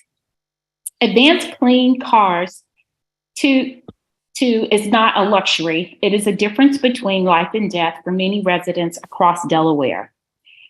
The American Lung Association's 2023 State of Air report released this month found significant exposure to annual participal pollution, unhealthy levels of ground level ozone air pollution, and the short spikes in the particle pollution across Delaware. More than 81% of Delaware residents live in counties that do not meet federal EPA clean air standards for ozone or are in maintenance, which means they have to actively work to reduce emissions. Communities of color and low wealth communities in Delaware bear an especially unfair burden of fuel costs and harmful air pollution due to decades of systemic marginalization. A 2017 study conducted by the Union of Concerned Scientists found that select communities which had high poverty rates and higher percentages of people of color than state averages had higher risk of cancer and potential for respiratory illnesses that stem from toxic outdoor air pollution. We're constantly learning more and more about the positive effects of zero-emission vehicles. For an example, A real-world study published just a few weeks ago demonstrated that for every additional 20 zero-emission vehicles per 1,000 people, there was a 3.2% drop in the rate of asthma-related emergency visits and a small suggestive reduction in NO2 levels. This means that real families, individuals, and communities have already started to see the life-changing effects of breathing clean air. Ensuring that Delaware has more transportation options for consumers, that individual businesses and governments will have the opportunity to improve local air and quality to protect the health, we must give them that choice. The status quo for the majority of our transportation methods continue to make us, our planet, very sick, does not and should not need to remain our reality. For those Our current commenter is Gloria Steele, followed by Walter Yazeshko. I'm not seeing any participants named Gloria Steele. If you're present, please raise your hand.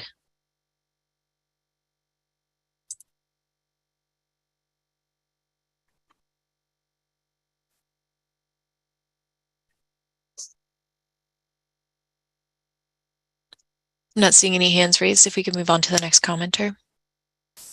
Our current commenter is Walter Yazeshko, Yasiejko, followed by Richard Lamb. Not seeing any participants by that name. If you're present, please raise your hand.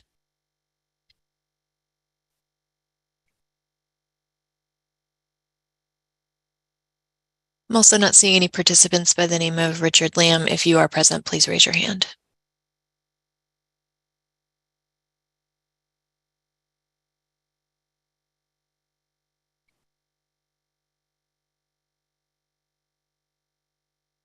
I'm not seeing any hands raised. If we can move on to the next two commenters.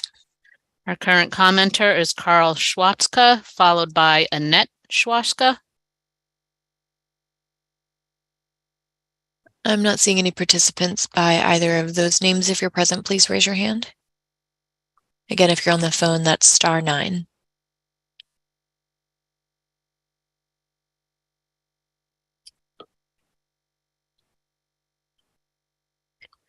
Not seeing any hands raised. If we can move on to the next commenter.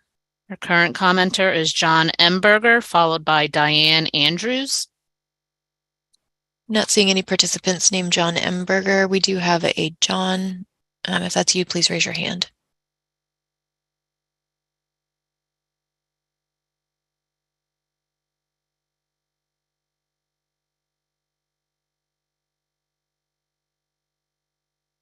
Diane Andrews, if you are present, please raise your hand. Oh.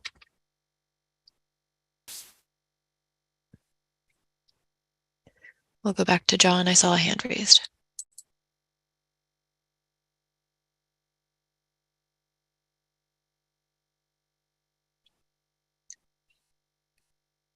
John Emberger, you have permission to speak if you would like to unmute. Oh. My name is John, not John Emberger. It's different John. I'm sorry, we're only able to recognize registered commenters. Yes. Our current commenter would be Diane Andrews, followed by Al Leeskind. I'm not seeing any hands raised for Diane Andrews. We'll move on to the next commenter. That would be Al Liebeskind, followed by Electra Hammond.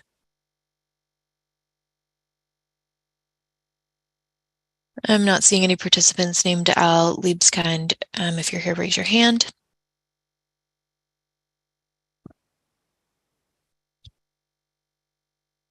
And I'm not seeing any participants by the name of Electra Hammond. If you are present, please raise your hand.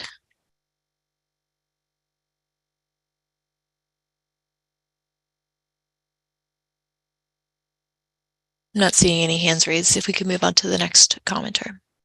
Our current commenter would be Mike Hammond, followed by Ellen Gallo. Not seeing any participants by either of those names. If Mike Hammond or Ellen Gallo is present, please raise your hand. That's *9 if you are on the phone.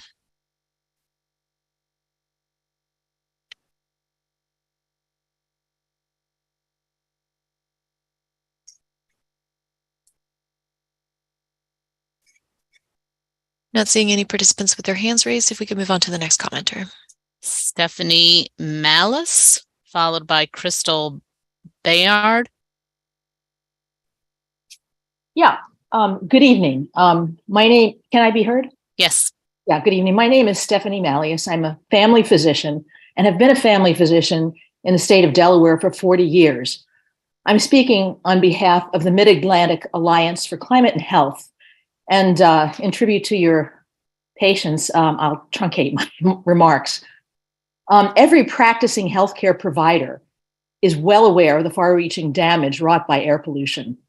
We daily care for the 15,000 children and 85,000 adult Delawareans who suffer from asthma and others who are affected by emphysema and lung cancer. Delaware, in fact, has one of the highest rates of pediatric asthma in the country. Okay, brain fog in school children transported on diesel fuel buses, heart disease, preterm births, sleep disturbance, and obesity levels are just a few of the other illnesses we create or make worse due to our inordinately high level of smog. Children whose lungs and brains are developing, older people, and those who work out of doors, as well as those who live in in communities situated closer to the pollution sources, are at highest risk.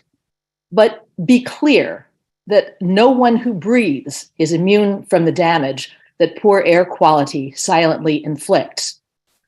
Fine particulate matter swept into the tiny branches of our lungs and across membranes into our bloodstreams can affect lung tissue as well as other systems.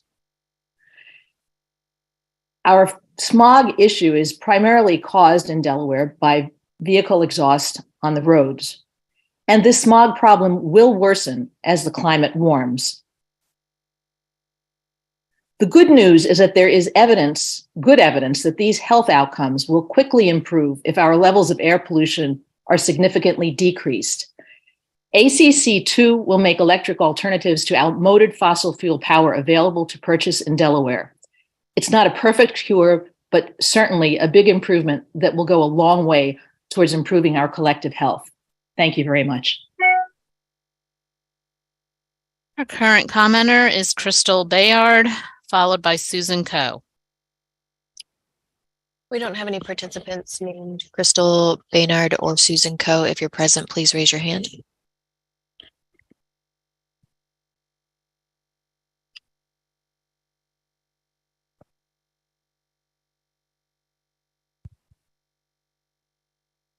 I'm not seeing any hands raised. If we could move on to the next commenter. That would be Thomas Boylan, followed by Anna Quizell. Hi, good evening. My name is Thomas Boylan, and I'm the Regulatory Director at the Zero Emission Transportation Association, or ZETA. ZETA is a coalition spanning the entire electric vehicle supply chain, including vehicle and battery manufacturers, charging companies, critical mineral developers, energy providers, and many more. I want to first thank DNREC for bearing with us tonight and for the opportunity to comment on its proposal to adopt the Advanced Clean Cars 2 program. ZETA supports this action, and we believe this program is an important step towards decarbonizing the transportation sector. Electrification will not only reduce emissions, but will promote American economic competitiveness and create good-paying jobs. Based on ZETA's own research, private sector investments in the domestic EV supply chain total at least $200 billion and support nearly 400,000 American jobs. And thanks to the incentives in the Federal Inflation Reduction Act, the industry is moving at an unprecedented speed to scale up the domestic EV supply chain at every stage of production. Industry confidence in electric vehicles is paralleled by public opinion. Surveys show that a bipartisan majority, 68% of Americans, have a positive opinion of EVs. And what's more, a A 2022 JD Power study showed that 96% of EV owners say they will purchase another EV in the future. While some critics will point to grid instability, studies have widely concluded that the US energy providers can and will rise to this occasion. A 2019 Department of Energy study found that sufficient energy power generation is expected to be available to support high EV market growth as it evolves over time. The Department of Energy's own Alternative Fuels Data Center has mapped 146 public EV charging stations in Delaware alone, and that doesn't include at-home charging, where the vast majority of charging occurs today. While it's already easy for EV drivers to find a charge, the expansion of our national charging network through the NEVI formula program, coupled with millions of dollars in private capital, will only further inspire confidence in the technology. In yet another positive development, the US private sector has announced 96 new or expanded battery manufacturing facilities since January of 2021. Delaware has an opportunity to lead in this space by implementing the Advanced Clean Cars 2 program. It will produce good-paying American jobs, reduce consumer costs, improve public health, and reduce carbon emissions. It will also send a strong signal across the EV supply chain that robust demand for electric automotive technologies is here to stay, and laying the groundwork for further industry expansion. I want to thank you again for the opportunity to testify today, and we look forward to submitting written comments expanding on many of these points.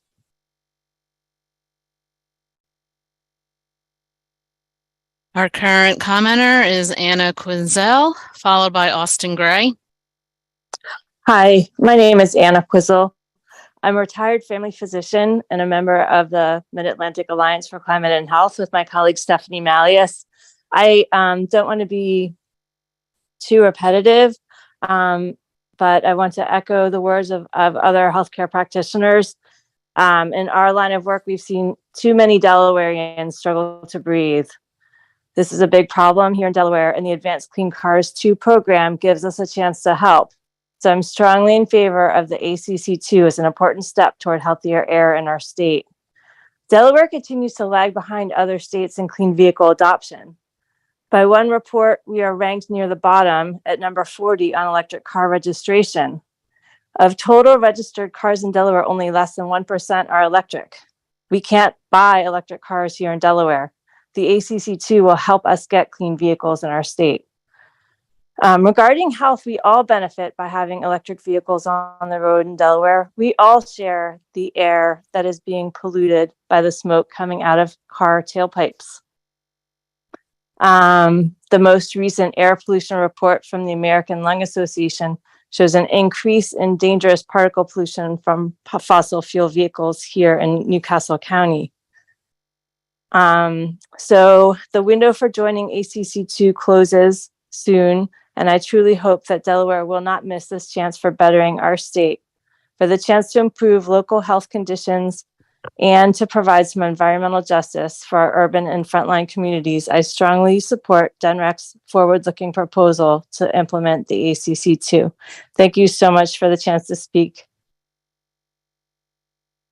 Our current commenter is Austin Gray, followed by Susan Mack.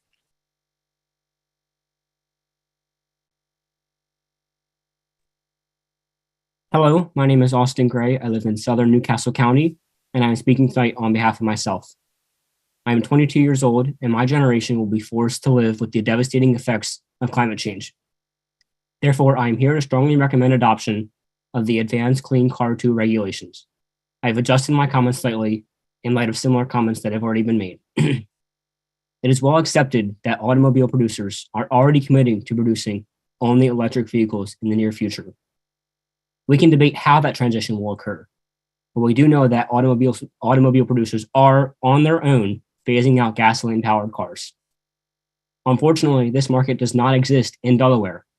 I have been searching for an EV because I believe that that will be the best investment of my money. In a global economy suffering from the impacts of a post-pandemic inflation surge, finding ways to save money is really important to me right now. And it is obvious that the net benefits of owning and maintaining an electric vehicle, cost-wise, outweigh those of a gasoline-powered vehicle. Unfortunately, my search in Delaware has been unsuccessful. These regulations are not a mandate, contrary to opposing opinions. Currently, I do not have the choice to purchase an electric vehicle in Delaware. I am effectively being mandated right now to purchase a gasoline-powered vehicle. My choices are being taken away if we do not adopt these regulations. As stated previously, by adopting these regulations, we will send a message to the auto industry that Delaware does indeed want to sell electric vehicles. I strongly urge DNREC to adopt the Advanced Clean Car 2 regulations, and thank you very much for the opportunity to participate in this hearing tonight. Our current commenter is Susan Mack, followed by Harry Weil. We don't have any participants with those names. If you are present, please raise your hand.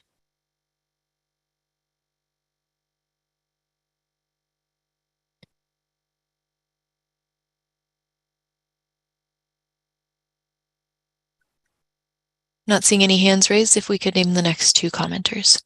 Dale Davis and Bob Mobley. Neither of those commenters seem to be online. If you are present, please raise your hand.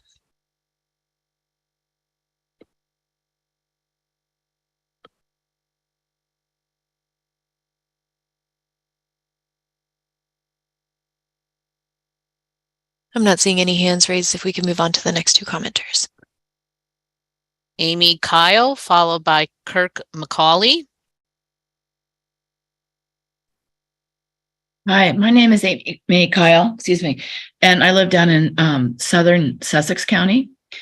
And my 3 points that I want to make at the end of this long evening are, first of all, that electric cars are cool. And I don't know if that's an allowable reason for you to move toward those, but you don't have to deal with the gas. You don't have to have the fumes. You don't have to pay so much to fill them up, and they're quiet. So I think there's some other reasons that people that I know have electric cars all love them, and they wouldn't go back to gas. The second thing I wanted to say is that with regard to climate, Delaware is a low-lying state. We're going to flooding already. We're going to flood more. And I think it's really important for us to do our fair share toward climate. We can't sit here and say, well, we're not going to bother to try to get rid of our emissions while we think other people are going to do that so that our state doesn't get flooded all the time. So I think we really have to step up there to do our fair share, and this is clearly part of that. And then third of all, I'm a retired environmental health scientist, and people have made a lot of great comments about the health issues and impacts. And I just wanted to add two things that haven't been said, I think. And one of those is that we've learned in our research over the last 20 or so years that there's really no safe level for these pollutants. And so even though we have reduced the numbers considerably, we're still seeing impacts as we continue to move down because it's just bad for you even at a low level. You get that reactive ozone in your lungs. And if you're young, it prevents them from developing fully. And if you're old, it prevents you from having as much function as you would have. So you can't breathe as well. And if you have pulmonary or sometimes cardiac related effects, you die sooner, so that's a real effect. And probably people in all of our families have experienced that. So getting rid of all of this pollution is really better than not doing that from a health point of view. And the other thing I wanted to say is we talk about sensitive groups as including the younger people and the older people, but with any luck, we're all both of those, right? We start off as a young person, we get to be an old person if we're older. So that pretty much encompasses everyone. And for the people who live in communities that are highly impacted, a lot of times that's because of land use decisions that unequally distribute pollution. And the way to solve that is to stop the pollution. So please move forward with this. Thank you for having this hearing.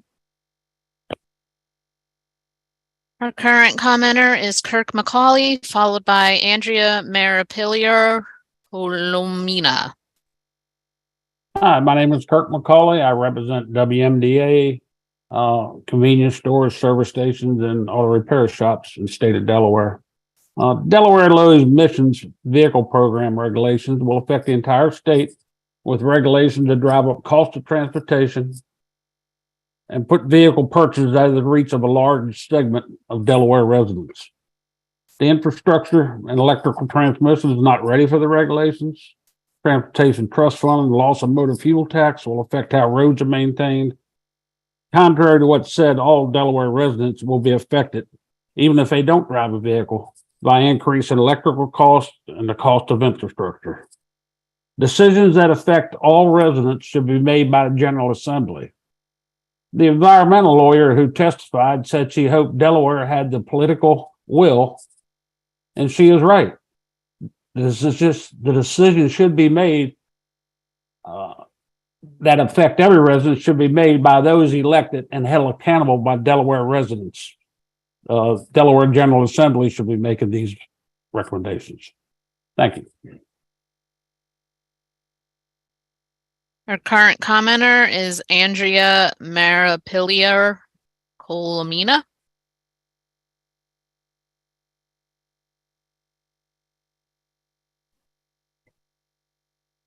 We don't see Andrea as a participant. If you were here, please raise your hand.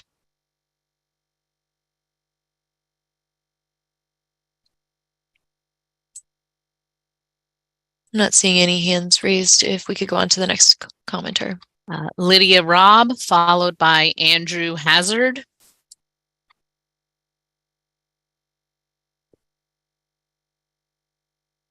My name is Lydia Robb.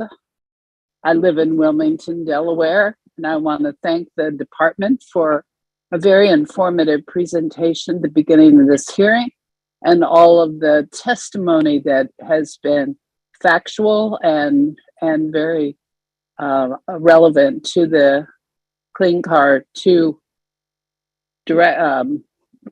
regulations. I'm really passionate about leaving a cleaner, healthier planet for my grandchildren and their future families.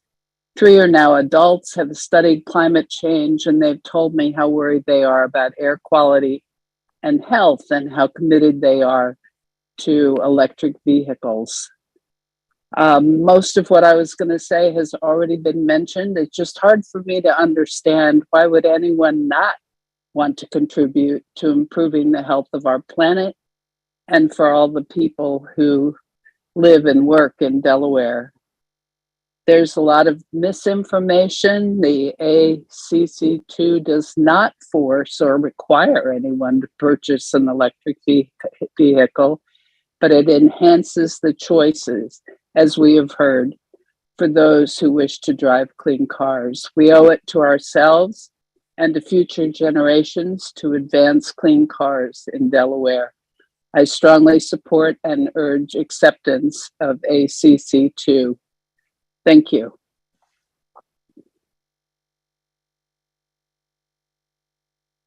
Our current commenter is Andrew Hazard, followed by Francois Reverdy. We don't have any participants by those names. Please raise your hand if you are present. Again, that's *9 if you're joining us by phone.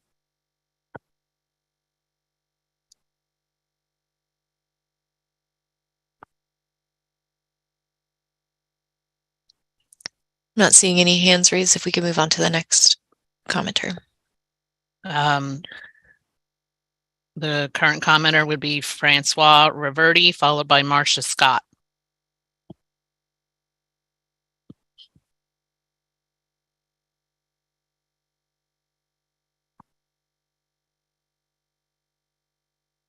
We don't have any participants by either of those names. If you are present, please raise your hand.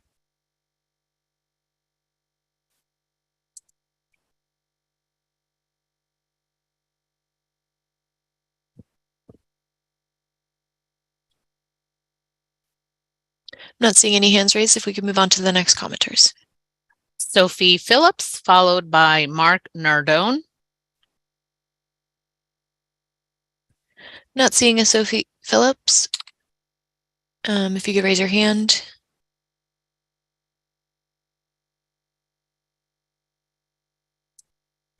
Not seeing any hands raised. If we could move on to Mark Nardone. Hello, thank you. Thank you for your forbearance tonight. I work in the environmental field, conservation organization, but I speak tonight as a concerned lifelong Delawarean.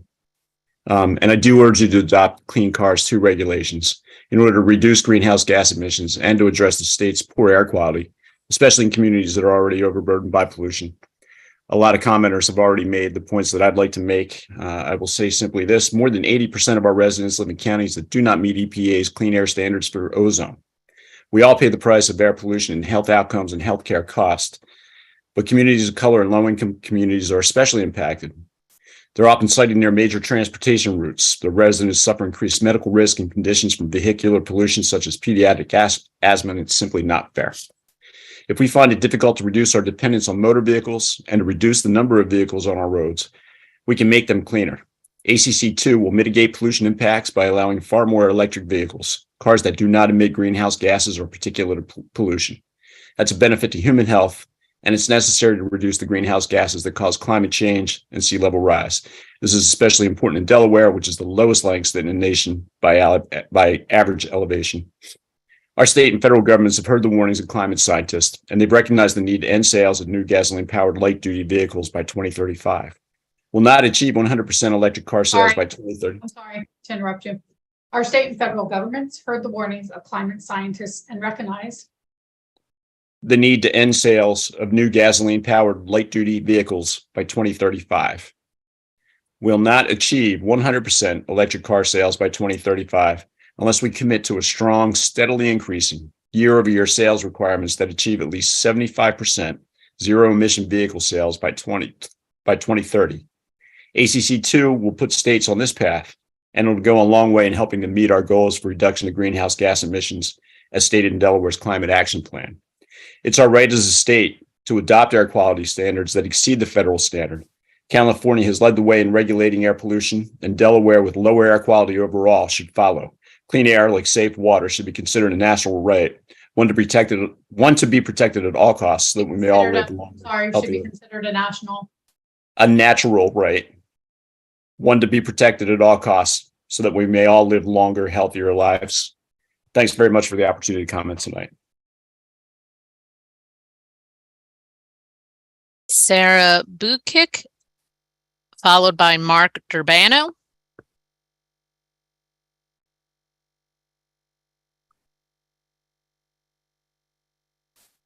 Good evening. Can you hear me okay?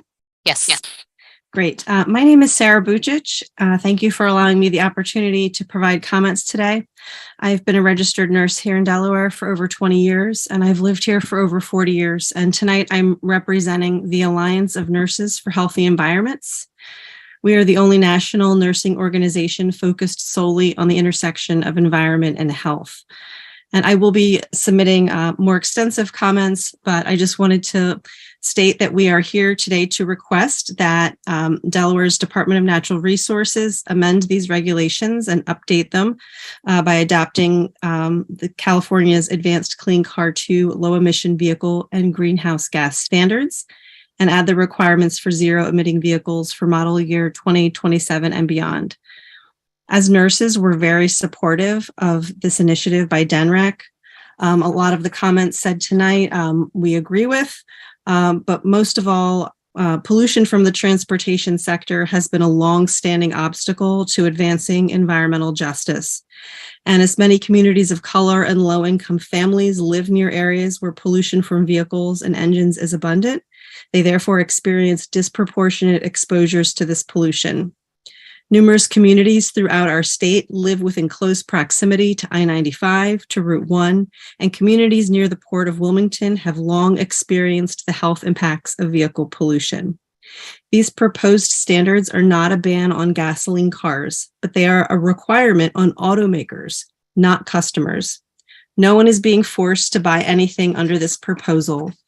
Plug-in hybrids, which have gasoline engines, are eligible vehicles under this program. And the rule does not affect vehicles, which are the used vehicles, which are the majority of sales nationwide. Gas cars will remain beyond 2050. Delaware is not being forced to follow all California regulations moving forward. There's no requirement for Delaware to adopt these standards.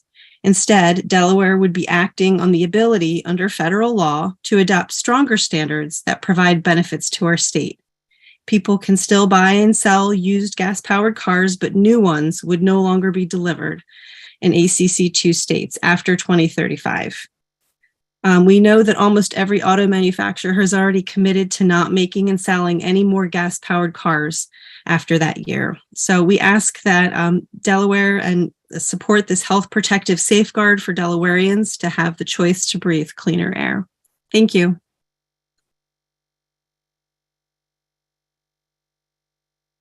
Our next commenter is Mary Jo Foley Berincott.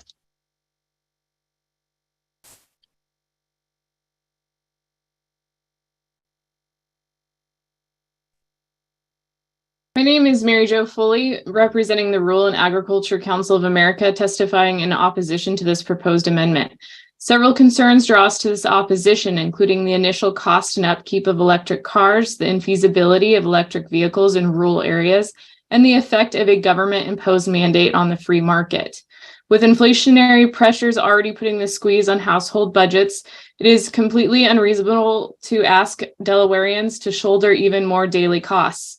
Delaware's average per capita income is $38,917, according to the latest numbers from the U.S. Census. The Kelley Blue Book reports the average price for a brand new electric vehicle at $55,000, while the average four-door sedan costs around $35,000.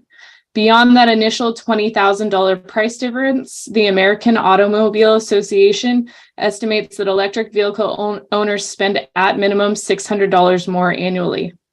Despite its size, Delaware is still mostly rural below the Chesapeake and Delaware Canal. At a U.S. House Agriculture Committee hearing, Mark Mills, senior fellow at the Manhattan Institute, testified that EVs cannot meet the overall practical performance requirements. Sorry to interrupt you. At a U.S. Health Agricultural Committee hearing. At a U.S. House Agriculture Committee hearing, Mark Mills, senior fellow at the Manhattan Institute, testified that EVs cannot meet the overall practical performance requirements, especially in rural areas. There are a number of hidden costs in rural areas, including more power grid outages, which are already 50% more frequent than in urban areas. Rural residents are still able to travel in a power outage with a full tank of gas. However, if a grid outage happened and the only available vehicle was electric, the homeowner would have had to spend over $30,000 on installing a home-based battery storage system that could hold enough backup power to fill up just half of the truck's battery. By definition, rural areas are sparsely populated, and as such, those living in these regions are largely self-sufficient. Therefore, it is not only the lower driving performance of electric vehicles that worries rural Americans, it's the unreliability of these vehicles in the case of a natural disaster or emergency. Lastly, electric vehicle ownership shouldn't be a decision made by the government.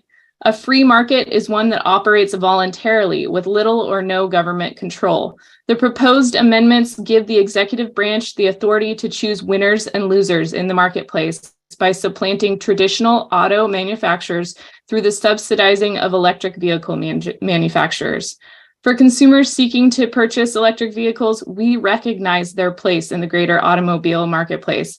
However, not all Delawareans would like to own a costly electric vehicle. The Rural and Agriculture Council of America would like to join the majority of Delaware residents in opposition to proposed amendments to the Delaware Low Emission Vehicle Program. We urge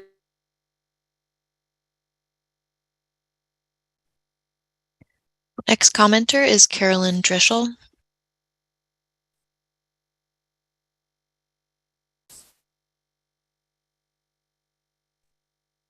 Hi, you can hear me? Yes. Okay. My name is Carolyn Drischel, and I am strongly in favor of adopting the Advanced Clean Cars 2 program. Former President John F. Kennedy stated, "Change is the law of life, and those who look only to the past or present are certain to miss the future." Under the ACC2 program, we'll have the option of purchasing an electric vehicle in state, thus keeping our car dealers in business and keeping the money in our state. With the addition of electric vehicles coming to Delaware, more charging stations will be built and made available like gas stations are today. And as an additional bonus, tailpipe pollution will lessen, so our air quality will be better. Is this to say you will be forced to purchase an electric vehicle now? No. Gas-powered vehicles will be here for quite some time, and so will gas stations. But that doesn't mean change will not occur. I realize that there are those who instill fear that you'll be forced to purchase an electric vehicle which you may not be able to afford. No one is saying that gas-powered cars will not be around for the foreseeable future. But let us not lose sight. Electric cars are the future, and Delaware needs to be prepared to meet it, so it would be wise to join the bandwagon now. In closing, John D. Rockefeller had stated, "Don't be afraid to give up the good to go for the great." We should take heed of this advice. Thank you for letting me voice my point of view. The next commenter is Shatora Roberson with Jay Cooperson up next.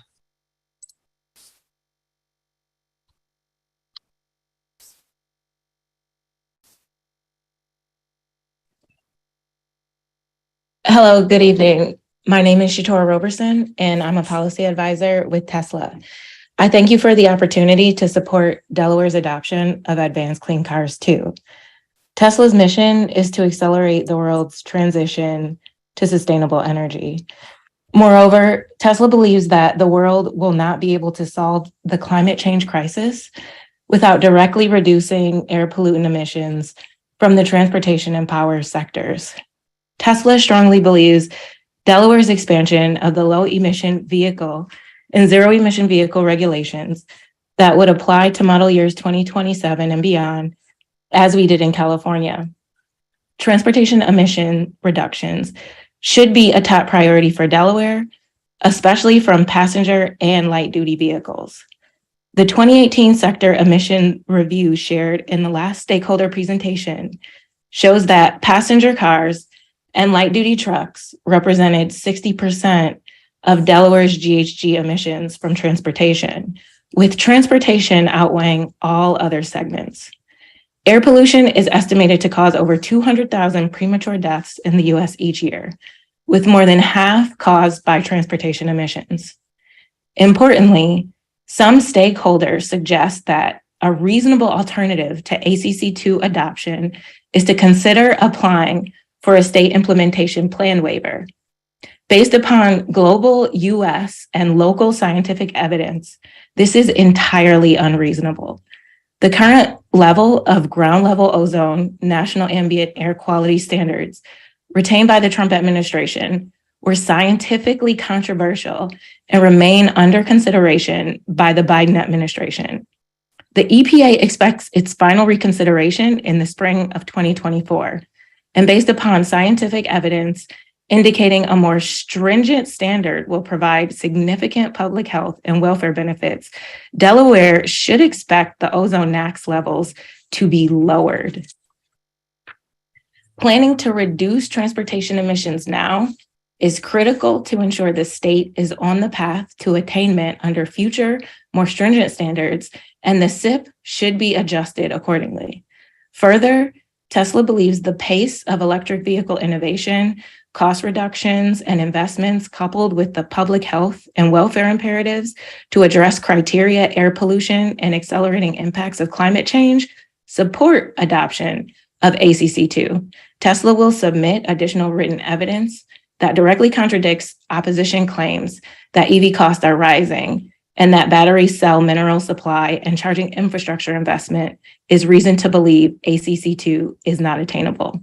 Thank you again for the opportunity to comment and support Delaware's efforts to mitigate the detrimental effects caused by transportation-related emissions.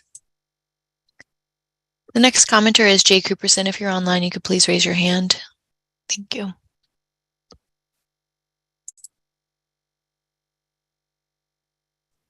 Can you hear me? Yes, sir. Yes, thank you for the opportunity to speak today in support of the amendments to 7 Delaware Administrative Code 1140 that will increase the availability of electric vehicles. Others speaking tonight have dealt with specific aspects of this legislation, of this regulation. My concern is rather with the disinformation that underlies the opposition to this bill. Underlying this opposition is the professed disbelief in global warming. At a previous public hearing, an opponent of this regulation stated that global warming was a democratic hoax. The worldwide, the universal recognition of man-made global warming by scientists and national leaders beyond this country undercuts this politically generated opposition. Even if one did not believe in the opinion of reputable scientists as compared to the handful enthralled to the Koch brothers, the response of private industry to the need for electric vehicles as one element in the struggle against climate warming is clear. As a partner in an architectural and engineering firm, I receive on a daily and weekly basis reports in Engineering News Record and Construction Dive, reports like these: a Nevada battery plant expanding with a $2 billion loan, Ford building a $3.5 billion Michigan battery plant, Clayco is building a $1.5 billion Indiana battery plant, Ford Motor Company is building another plant in Glendale, Kentucky. And Samsung is building a chip plant in Texas for a cost of reportedly $25 billion. Then there is the issue of choice. Those who have claimed these amendments to the Delaware Code will deprive them of their gasoline-driven vehicles have clearly not read or understood it. Conversely, the failure to pass this legislation will clearly perpetuate the current situation, a situation that makes it impossible or difficult to buy an electric vehicle in the state and where I live and work. Thank you for this opportunity.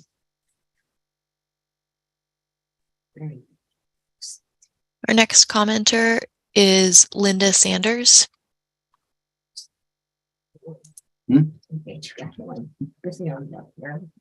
I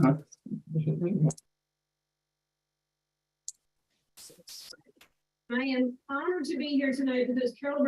Hello, my name is Linda Sanders, and I'm speaking tonight on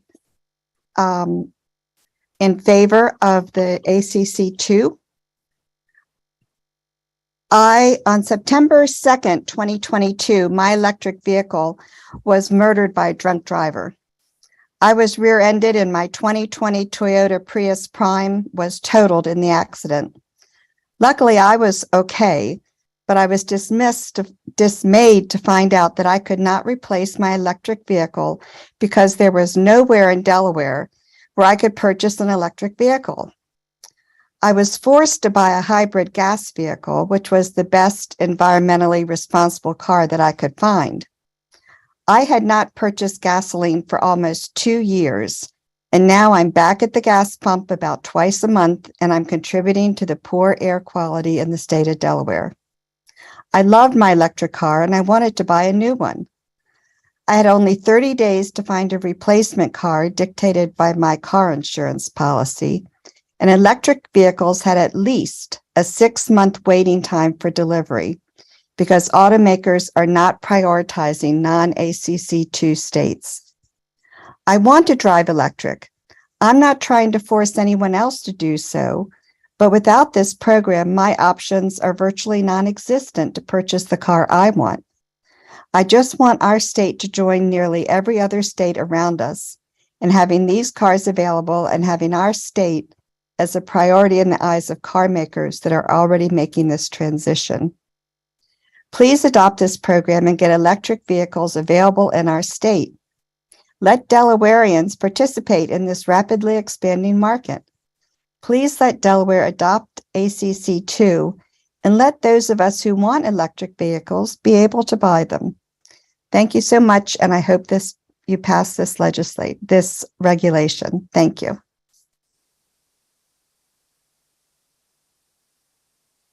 Next up, we have Peggy Schultz.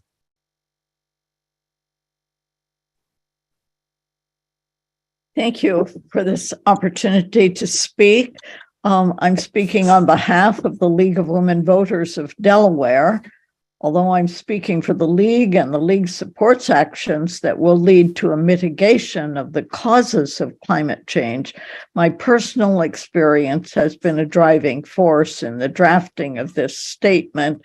And I'm going to cut these remarks a bit short because a number of other people have shared how difficult it is to find a car, an EV in Delaware.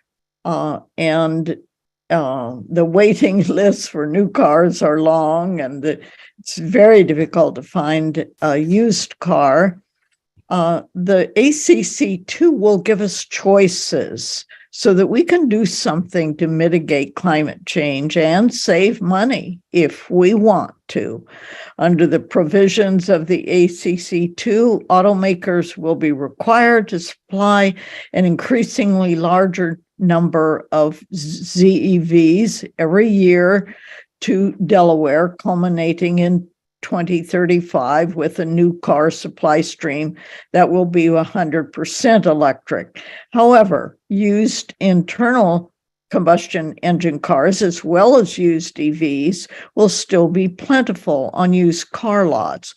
Autotrader.com says Americans are 3 times more likely to buy a used car than a new one. So used gasoline-fueled cars and used EVs will be the most common cars on the road for many years.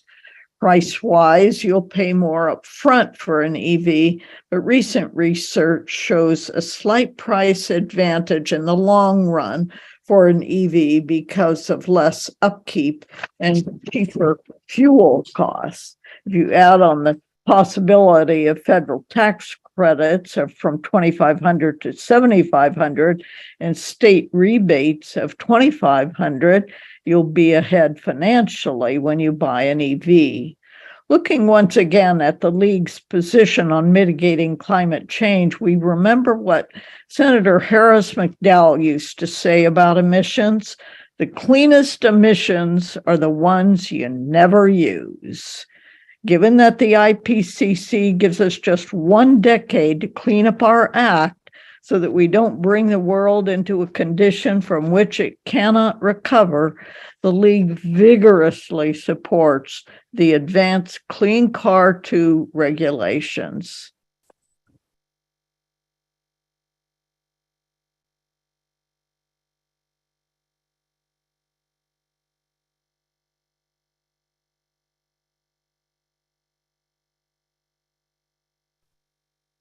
The next commenter is Willie Scott, and on deck is James Berryhill. Thank you. Willie Scott from Wilmington, Delaware, and I'll speak in support of ACC2. But first, full disclosure, I built my first engine on a desk in my bedroom at age 15, an engine for the 63 Austin Healey Bug-Eye Sprite I planned to race. My love affair with automobiles took me into sports car racing and drag racing, and I still enjoy most forms of motorsports and driving my 1970 Camaro on sunny days. I'm what's known as a gearhead, but I'm also a realist. I know that just as my beloved internal combustion engine replaced the horse and buggy, we're now at an inflection point where it must now be replaced as a primary means of automotive propulsion. There are issues to resolve: the availability of charging stations in densely populated areas and to support long-distance travel, the affordability and availability of EVs, especially for low-income families and individuals, though there are several EVs that sell for less than $30,000. But this is a 12-year transition plan, which affords us time to resolve these issues with the benefit of advancements in technology and the drive for market forces and profit opportunities we already see forming. We also have to recognize that while regional air pollution is an issue, we still have to consider and protect Delaware residents living near high traffic areas where concentrations of ozone and PM are much higher than those localized areas are much higher in those localized areas than our state and regional data suggest. Some say that a small state like Delaware can't have an impact on slowing climate change or improving air quality because China still burns coal, or some of Delaware's air pollution comes from neighboring states. It's true that we alone can't fix the world, but we have to do our part. We cannot stay on the sidelines. We have to start now to address our EV infrastructure needs and address the well-documented environmental justice problems associated with internal combustion engines. Just as the Model T made automobiles affordable and gas stations eventually popped up on nearly every corner, the transition from horse and buggy marched on, and the anxieties and myths associated with ICE powered vehicles subsided. We're again at an inflection point and must move forward. I strongly support the adoption of this program. Thank you for the opportunity to speak.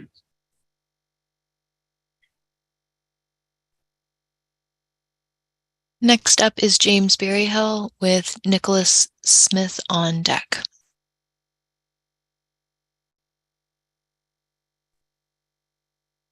Good evening. Are you all able to hear me? Yes. Hello? Yes, we are able to hear you. Sorry about that. Hi, my name is James Berryhill, and I'm here to testify on behalf of State Senator Sarah McBride, who is unfortunately unable to attend due to another commitment this evening. I'll try and keep this brief since I know a lot of this has already been said, but adopting strong vehicle standards will generate significant public health and climate benefits in Delaware while guaranteeing that our state is fully prepared for the inevitable transition to electric vehicles. Adopting the ACC2 standard does not ban the sale or ownership of internal combustion vehicles, does not force drivers to replace their current vehicle, nor does it dictate what type of vehicle a consumer must purchase. In fact, this regulation isn't even the deciding factor between Delaware's stock of new vehicles eventually becoming zero emissions vehicles or not. That's already been decided by the market and announced by major manufacturers all across the country. This is already happening right now. Major car manufacturers have already announced that in the coming decades, all new products will be electric, and they've backed that promise with over $200 billion in investments to support the transition. These standards will simply provide that Delawareans who wish to purchase an electric vehicle will have the ability to do so without having to cross state lines. This regulation not only fosters responsible and incremental shift, but it is also one that is essential to our public health. I won't go into all the stats that have already been repeated by the American Lung Association. However, I do want to say in closing that Senator McBride is understanding of this shift and the technocratic concerns that making this slow transition will necessitate. Senator McBride strongly supports ACC2 and thanks DNREC and the Carney administration for considering these rules. And also personally, I want to thank everybody on this meeting for convening this late into the evening. Thank you so much. Our next commenter is Nicolaus Smith, and on deck is Michelle Peters. If you're present, please raise your hand.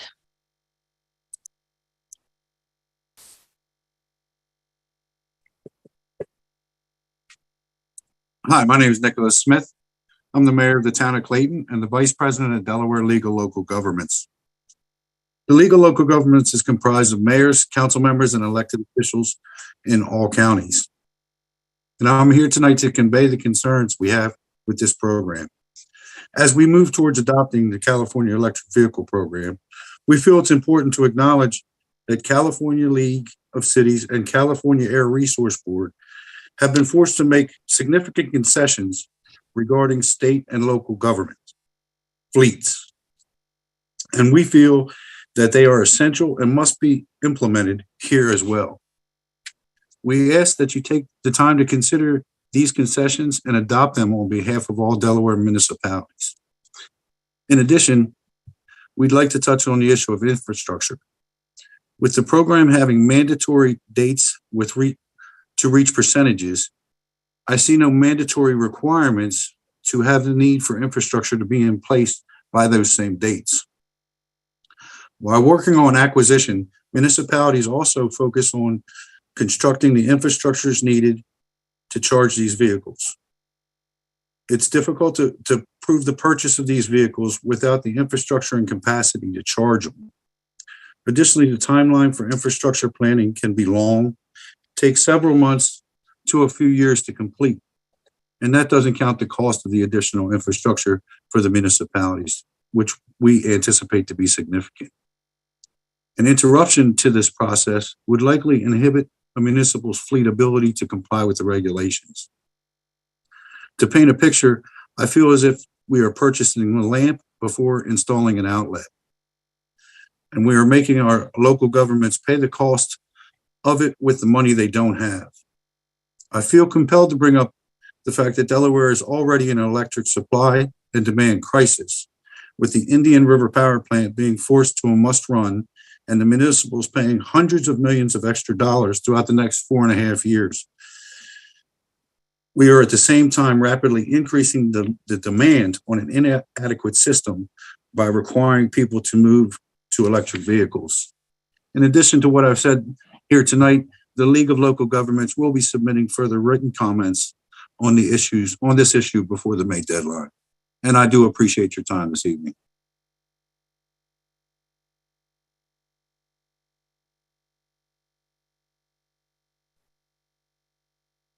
I'm not seeing a hand raised for Michelle Peters. At this time, we will wrap up the hearing. We have reached the end of our time. Those of you who are in attendance still, I want to thank you for staying online with us and your interest in this matter. As I previously mentioned, everything that is said tonight will be in the court reporter's transcript, which will be posted on the hearing webpage dedicated to this matter as soon as it is received. All written comments received between now and May 26 will also be posted on that hearing webpage so everyone can see the hearing record as it is generated, and everyone can see the comments before making their own if they wish to do so. As we conclude tonight's hearing, I want to remind everyone all the ways to offer comment for inclusion into the formal record. Comments may be submitted through a comment form link on the hearing webpage, via email to DNREC hearingcomments@delaware.gov, or via the U.S. Postal Service at the physical address for DNREC indicated on the hearing webpage and or the public notices previously issued in this matter. Written comments to DNREC may not be submitted using social media platforms such as Twitter, Facebook, YouTube, or text messaging. And again, please remember that all comment, regardless of how it is received or as long as received by the department on or before Friday, May 26, will bear the exact same weight and will be considered equally by the Secretary prior to making his final decision in this matter. The ultimate decision regarding this matter is made by DNREC Secretary Garvin. This formal proceeding tonight was a mechanism to enable the department to thoroughly vet the proposed action to the public and to let the public know the various ways which comment may be submitted for Secretary Garvin's consideration. Again, I want to thank you all for attending tonight. The hearing is now adjourned at 10:11 p.m.